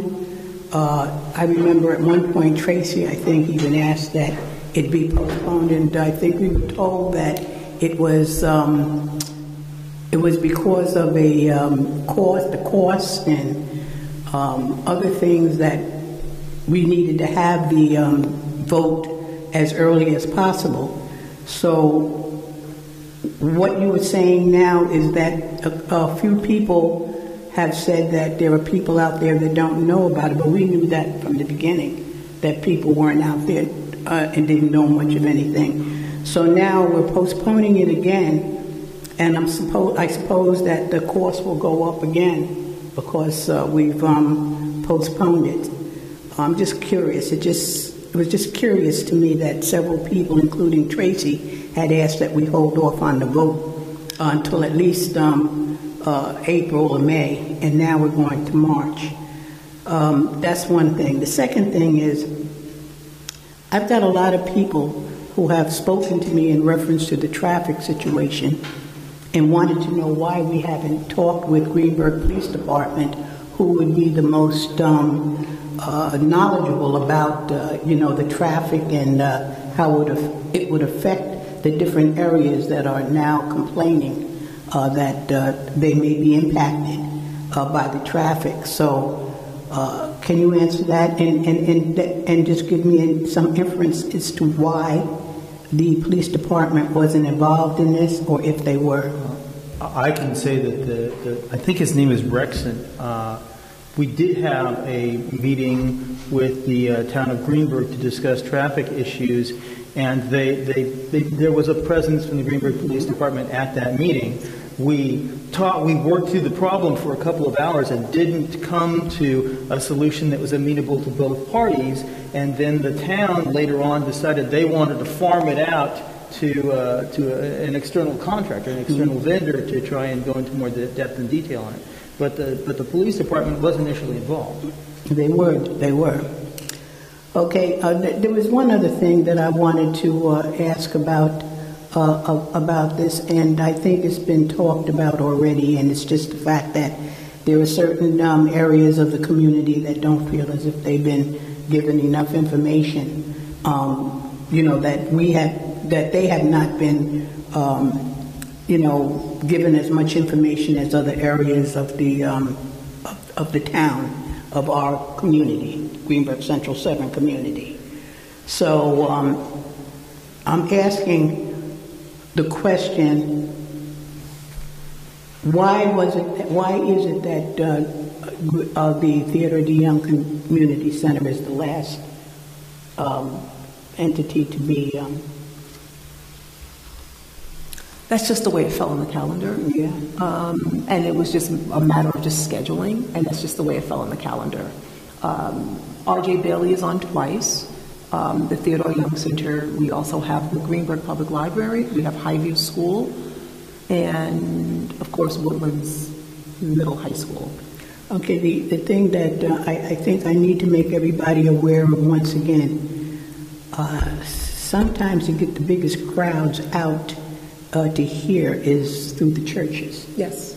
And I think you need to put on your schedules 1 or 2 churches. I don't know which ones you want to choose, but I do know that Union is one of the biggest churches in the area, and I think maybe we should consider that church when we want to have things there. I appreciate that comment. I believe it's February 5th, Mr. Warner.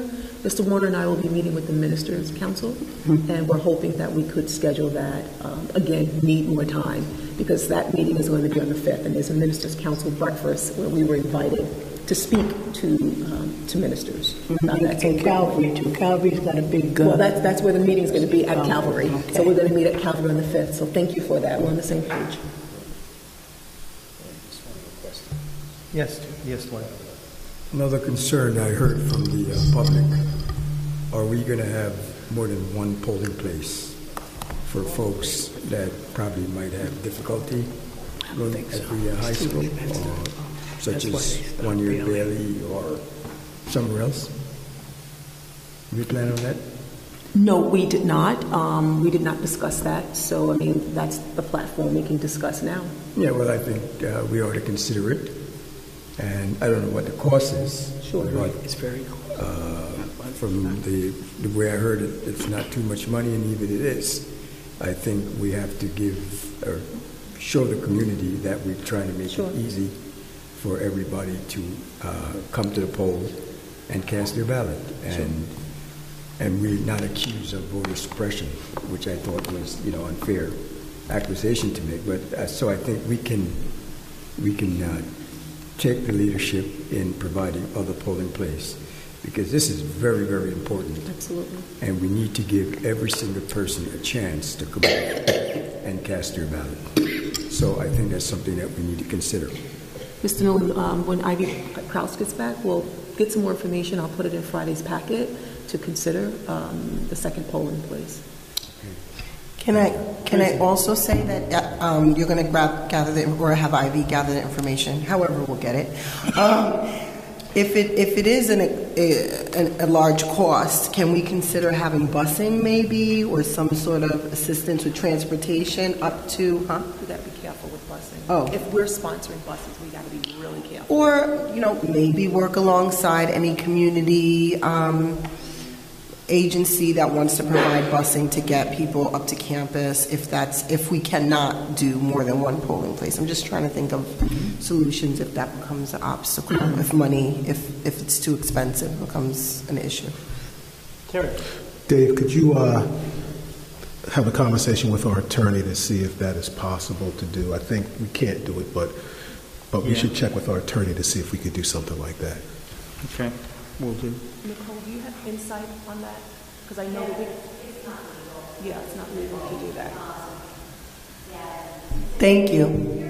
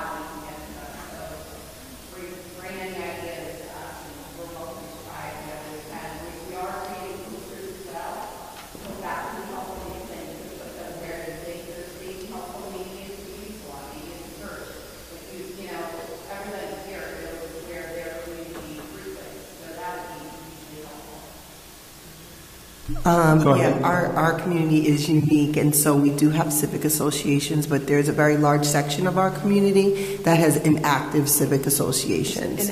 Inactive. So, you may send a flyer, but if that civic association has not been meeting or is not active or does not have an updated list, it's irrelevant. We have, just like most communities, we have community-based organizations such as the Girl Scouts. You know, I did not see my Girl Scout leader get any information other than from me about this. We have various Girl Scout troops within, all the way up to the high school within Westchester. I think the large, I think it's the regional Girl Scout leader lives in Hartsdale. So, you know, we're not utilizing all of our resources. I don't have all the time as an individual to educate everyone. So I expect our PR to get out there and do that, but we have Girl Scouts, we have Boy Scouts. Of course, you know, there's various different groups and sports leagues that kids are in on the weekend. I mean, if you come here on a Saturday, on the weekend, there's grocery stores that people go to. As Ms. Carey mentioned, there's churches that a large group of people are members to. You know, the Theodore Young Center has multiple different activities, swimming, karate, that kids and families attend all the time. Lois Bronze is there, it's childcare. There's various childcare agencies, at-home childcare agencies that people have out of their homes that are all listed. When you're looking for childcare, you can pull up what childcare agencies there are in your zip code. We can put our zip codes in and contact those at-home childcare. I mean, I'm thinking off the top of my head on a stage at 10 o'clock at night when I've been working all day, but certainly we can come up with more ways to reach our community-based organizations and groups and businesses. Thank you, Tracy. Yes, Terry.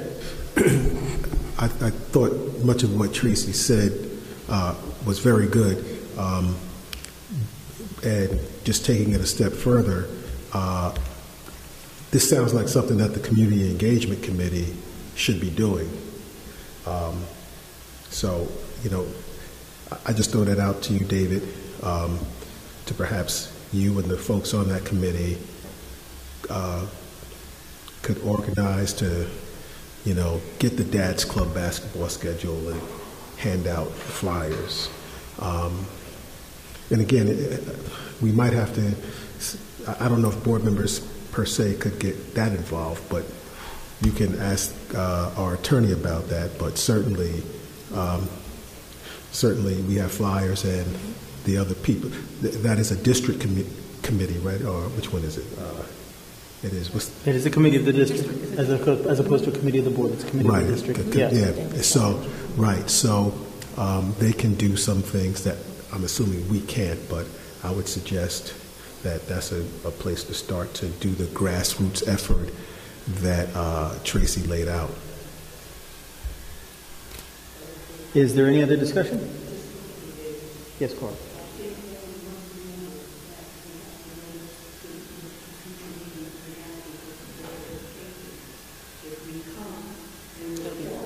Yes. Yes, I pulled the board and that's been posted, so we're good. Confirm Saturday, okay. I'll confirm the Saturday one because it wasn't on the list when I first made the poll. Okay. Okay. Meeting noticed. Okay. Very good. Dr. Chase, did you address the construction cost difference that the issue that Cora raised earlier? So I spoke over the weekend to CS Arch, to Tina, who's our lead architect, in reference to the escalation costs. Well, we are pushing this out, and the cost will be minimum. There will be an escalation cost, which is going to be minimum. And she's continuing to work with us to keep that at a very, very minimum. In addition, I do want to say that if we do push this out, there is a possibility that we will possibly open the 3-8 building a little bit later than expected because of not only the construction season, but also the design time that's needed. My position is I don't want to rush something. I'd rather just do it right, because I believe that this is going to be the only time that we're going to get to do this bond, and I prefer that we do it right as opposed to race for time. Yes, Lloyd. You said by pushing this out, it's going to probably escalate the costs. But in the resolution here, we didn't say that. No. We're keeping it at 114. Right. Any So- escalation costs Right. would likely be absorbed in the building aid reimbursement. The building aid reimbursement was originally set at 3%, and it seems that we'll probably have a little bit more to offset any burden to the taxpayers. So if we were to push this in May, it would definitely increase the costs, which means we would have to change the 114 number. We don't want to do that. If we vote on a March 19th, I believe that was the date, we can still keep all of the plans for the renovation and the new construction. Any escalation costs would be very, very minimum. Yeah, but I think we need to spell it out because somebody's going to ask that question. Sure, absolutely. And I think we should be very transparent Sure. about it. I agree with Okay. you. And I did ask Tina Okay. to provide that. Okay. All right. The motion has been moved and seconded. We've had a discussion. Mary, could you poll the board? The new ID. Oh my God, you're the new ID. Certain order. Any order you want. Just go down the line and ask the names of the people and say whether they say yes or no. Okay. I'm going to go right down the line that Ivy sent. Just a minute. This is an important motion. I'm just looking up her text on the way to put you. Oops. Okay. Mr. Barnes? Aye. Ms. Varden-Sintron? Yes. Mr. Warner? Yes.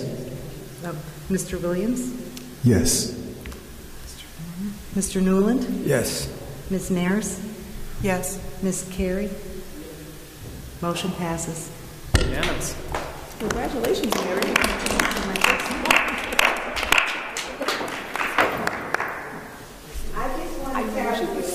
Because Mary is the official.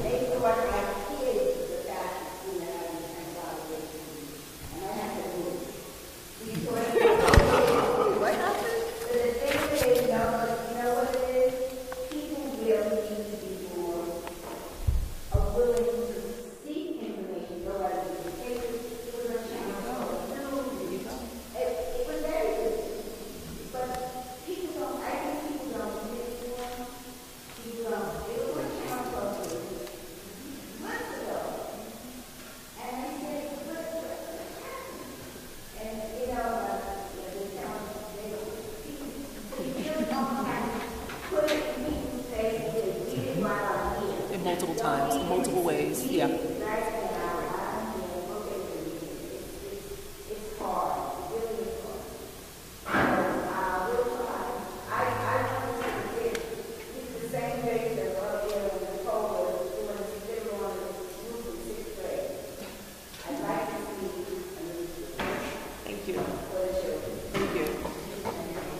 The next item on our agenda is the superintendent's report. Take it away, Dr. Chase. I promise to be brief because I think a lot of what needs to be said has been said. First, I want to thank the board for postponing the referendum date to March 19th. Those of us who are watching it on YouTube, and somebody told me that they're streaming it now, I guess they're the first to hear it. Nicole will issue a press release ASAP. And we will also send information out to the wider community as soon as possible. But the new date is March 19th, and I want the community to know that we heard you, we listened to you, and we want to give you ample time to make an informed decision.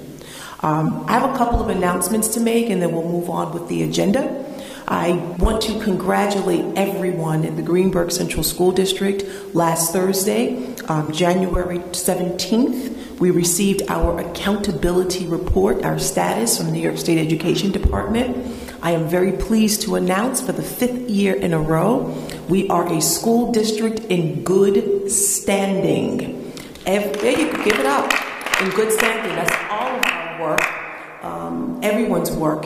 On this dais, those who work in this building, those who sweep the floors, those who serve food to our children, we all play a role in the accountability status of our kids. And so I thank the entire district, I thank our parents and our community for their continued support.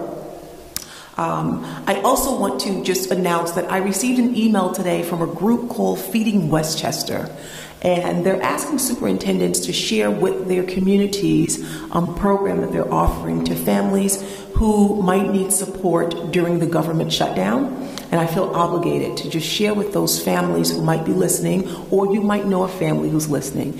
If you are impacted by this, Feeding Westchester asks that you please go onto their website, which is feedingwestchester.org. You will see an interactive map.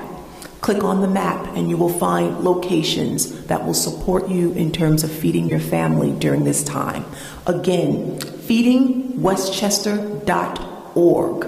I encourage people who are watching, I encourage those who are in the audience to please share this information with anyone you know in Westchester County who might be facing a difficult time during the partial government shutdown.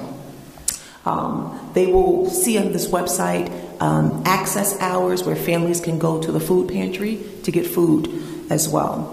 Again, I believe it was said earlier, so I'm not going to belabor. Another kudos and congratulations to our school district for receiving full authorization to implement a full IB diploma program at our high school. That is a huge accomplishment. Thank you. A huge accomplishment by the high school.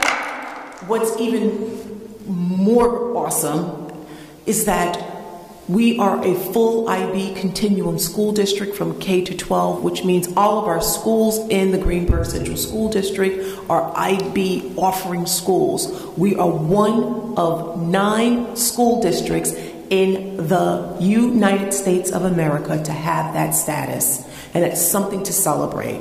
So congratulations again, Greenburgh Central School District.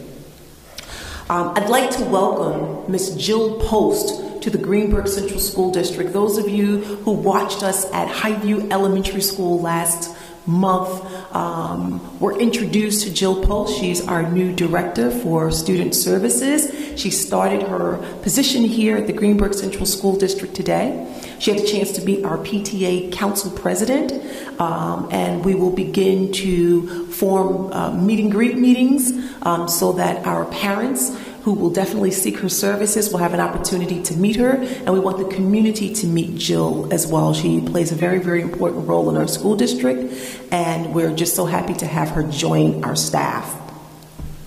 I have 2 last points that I'd like to make, because this is actually the first time I had a chance to speak to the community since December. On January 5th, the Greenburgh Central School District lost a member of the Greenburgh Central School District, Miss Grace Schmidt. Miss Schmidt was 101 years old when she transitioned. She lived a beautiful life to be 101. You know, I always brag about my grandmother being 100 and her big sister being 103. That's a blessing. And she passed at 101 a couple of weeks ago, and I was made to understand that Ms. Schmidt taught at R.J. Bailey Elementary School, and she was also a principal at Juniper Hill, which is now Lee F. Jackson Elementary School. And so we all offer our condolences to Ms. Schmidt's family. In addition, we also lost another member of the Greenburgh Central School District family, Mr. Dion Bridgers, who was a teaching assistant at Highview Elementary School. And not only was he a teaching assistant, he was also a coach, and he was a mentor to so many of our children. Evidence of that was his funeral. There were so many people at his funeral that many people passed by and thought that they were at a celebrity's funeral. So I do ask kindly of my board and those of you at home, if we could have a moment of silence, Mr. President, for Ms. Smith, as well as for Mr. Dion Bridgers.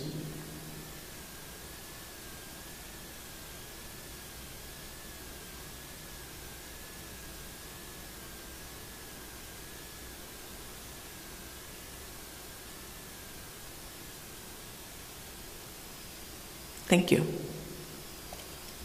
And again, we offer our condolences to both families and those who are left to mourn both individuals. I encourage everyone who's watching us at home to please look out for flyers. please look out for information about the Greenburgh Central School District's 2019 capital plan. It's plastered everywhere. There are flyers everywhere. If you need more information, and I was just telling Mr. Williams, I get emails 3 to 5 a day, people asking questions. Do not hesitate to ask any one of us questions. The board members are poised to answer any questions that you may have about our upcoming bond. This is one of the most important decisions that we can make for our school district. This is a decision that's going to last 100+ years. And this is a decision that's going to transform this community. Someone spoke to me today about the impact of homeowners. And someone was also sharing with me that there are more and more young families moving into the community. And I said to this person, when this bond passes, you're going to have even more young families moving into this community, because we will finally have the facility to house our robust world-class programs. And so we're so proud to bring this bond to you. But understand too, this is a conversation that's been going on for more than 40 years. This idea of a bond did not start with me. It did not start with the people who were on this dais. It started long before us, generations ago. And we're happy that we were actually able to meet with community members to actualize this vision and bring this referendum to our community on March 19th. Every vote will count. And so we ask our community members, our residents, please come out to vote on March 19th. But please also make sure that you have information about the bond and you understand what the capital plan entails. And on that note, we encourage individuals who are comfortable with using our website to please go onto our website. Please go on to our social media, because we will constantly update you all with information as they become available about our capital plan. Many of you have emailed me. Please continue to do that. And you can just pick up the phone in a good old-fashioned way. Some people have even made an appointment to meet with me. And I am open to meet with any community member to discuss the bond. So however you wish to communicate this, I'm willing to be open to share the information that you need in the best way in which you're going to obtain information. Have a good night. And again, I thank each and every one of you for your continued support of the Greenburgh Central School District. Thank you, Dr. Chase. Next item on our agenda is the Assistant Superintendent for Business Report. Good evening. The general fund beginning balance for November 2018 was $26,822,146.22. The district received a total of $1,730,139.42 in receipts and issued another $2,242,493.96 in payroll checks and another $3,406,616.55 in accounts payable checks. We also transferred $300,000 to the capital fund and $116,987 to school lunch. The ending balance in the general fund was $21,886,188.13. The district issued 909 payroll checks and 186 accounts payable checks for the month of November, all were audited. Thank you. Thank you. The next item on our agenda is committee reports. Are there any committee reports?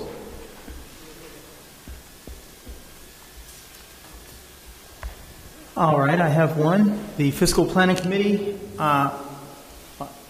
yes, as I'm required to do. We met on January 15th, and very, very briefly, we talked about the tax cap. We talked about budget development. We talked about the RJ Bailey student activity account, and we talked about upcoming audits. The next meeting of the Fiscal Planning Committee, as we ramp up for the budget season, is February 4th at 4:30 p.m. at the Mansion. Thank you.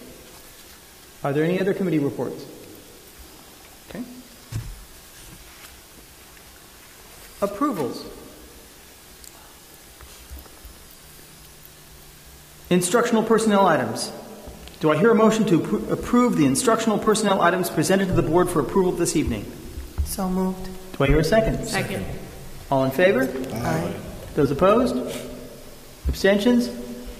Motion carries. Non-instructional personnel items.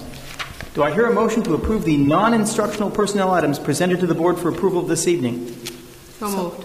Do I hear a second? Second. All in favor? Aye. Those opposed? Abstentions? Motion carries. Board action items. Do I hear a motion to approve the board action items presented to the board for approval this evening? So moved. Do I hear a second? Second. All in favor? Aye. Those opposed? Abstentions?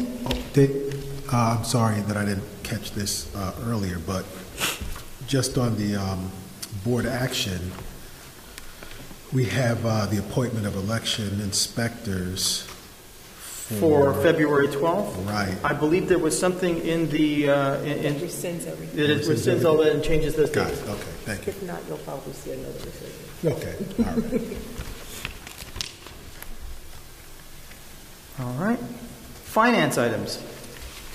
Oh, motion carries. Finance items. Do I hear a motion to approve the finance items presented to the board for approval this evening? So moved. Do I hear a second? Second. All in favor? Aye. Those opposed? Abstentions? Abstain. One abstention. Motion carries. Business items. Do I hear a motion to approve the business items presented to the board for approval this evening? So moved. Do I hear a second? Second. All in favor?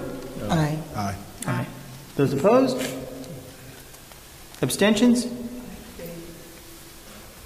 Cora, you abstain? Okay. Motion carries. Student services items. Do I hear a motion to approve the student services items presented to the board for approval this evening? So moved. Do I hear a second? Second.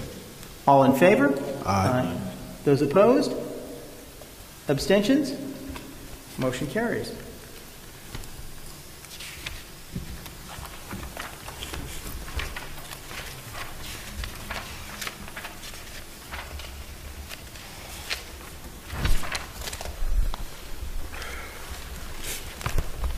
New business. Does anyone have any new business? I do. Yes, Tracy. So I'm not sure this technically falls under new business, but we just voted on it. I just wanted to ask the superintendent, can you get us the, whether it be the mission statement or the purpose of the Black Student Union? I know we talked about it a couple of meetings ago, and then it was off the agenda. It's back on. We just voted for it. I'm fine with it, but I do want to see what the mission or the purpose, however they word it is. Thank you. Okay.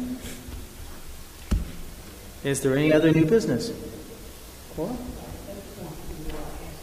Superintendent, I spoke with her. I asked about 3 months ago for the incident reports for all of the schools, and I'm still waiting. So I would like to see that, please. So yes, you did, and there were several other board members that made requests, and it was decided, because I don't want it to be ever perceived as if I was didn't do something that was requested, but it was decided that everything would be given to me in a one-sheet document in terms of what's being requested, and I'm still waiting for that. That everything that was requested of me would be condensed into one document, and I'm still waiting for that from the board. For clarity, thank you, Dr. Chase, for saying, I'm sorry. Can I try to clarify? I think this actually came up, Ms. Carey, before you got on the board. I think a lot of requests were coming Dr. Chase's way, like last spring, maybe. Maybe it was later. I don't know, Ms. Dardenson, if you want to clarify. I think it was spring. And over the summertime, I think we tried to do a calendar of requests with like a timeline in there, and we've kind of been waiting on that. And I think incident reports were in there, was on that list. Right.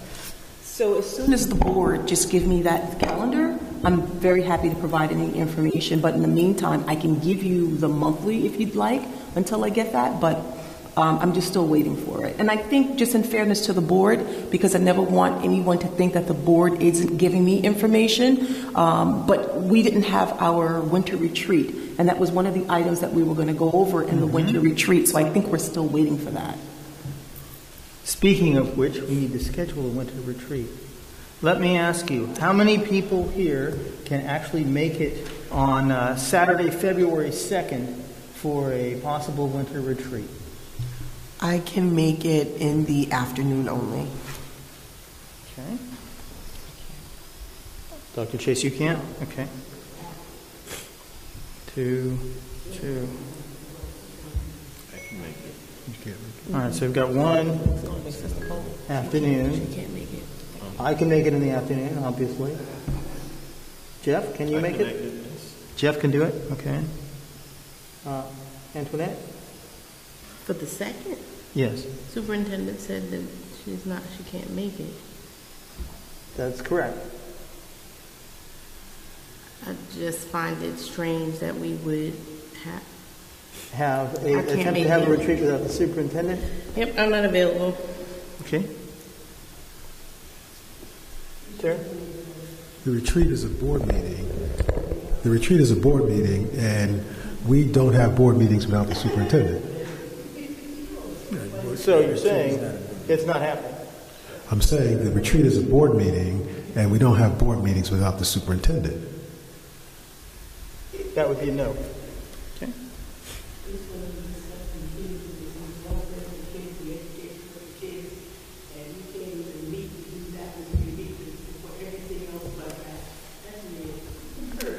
All right, then we'll put that out for now. Do I hear a motion?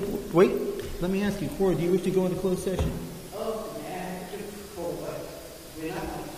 All right. David. Do I hear a motion to adjourn? David. So moved. Wait a minute. Do I hear a second? Wait, Lloyd has something. Yes, sir. You didn't ask me my opinion. Oh, go ahead. Okay? Go ahead. Now, retreats are not board meetings, and I think that even though we make it, they're not supposed to be board meetings, and I think we need to pick another date where we can sit down with the superintendent and discuss what we need to discuss.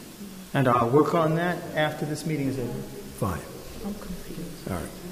Excuse me, David. Yes. Retreats are board meetings. I don't mean to prolong it. We notice them. People can attend. They are meetings of the board. That's a fact. That's the only reason I'm saying it, so that people listening on TV will know that it is indeed a fact. All in favor? Aye. Aye. Opposed? We are adjourned.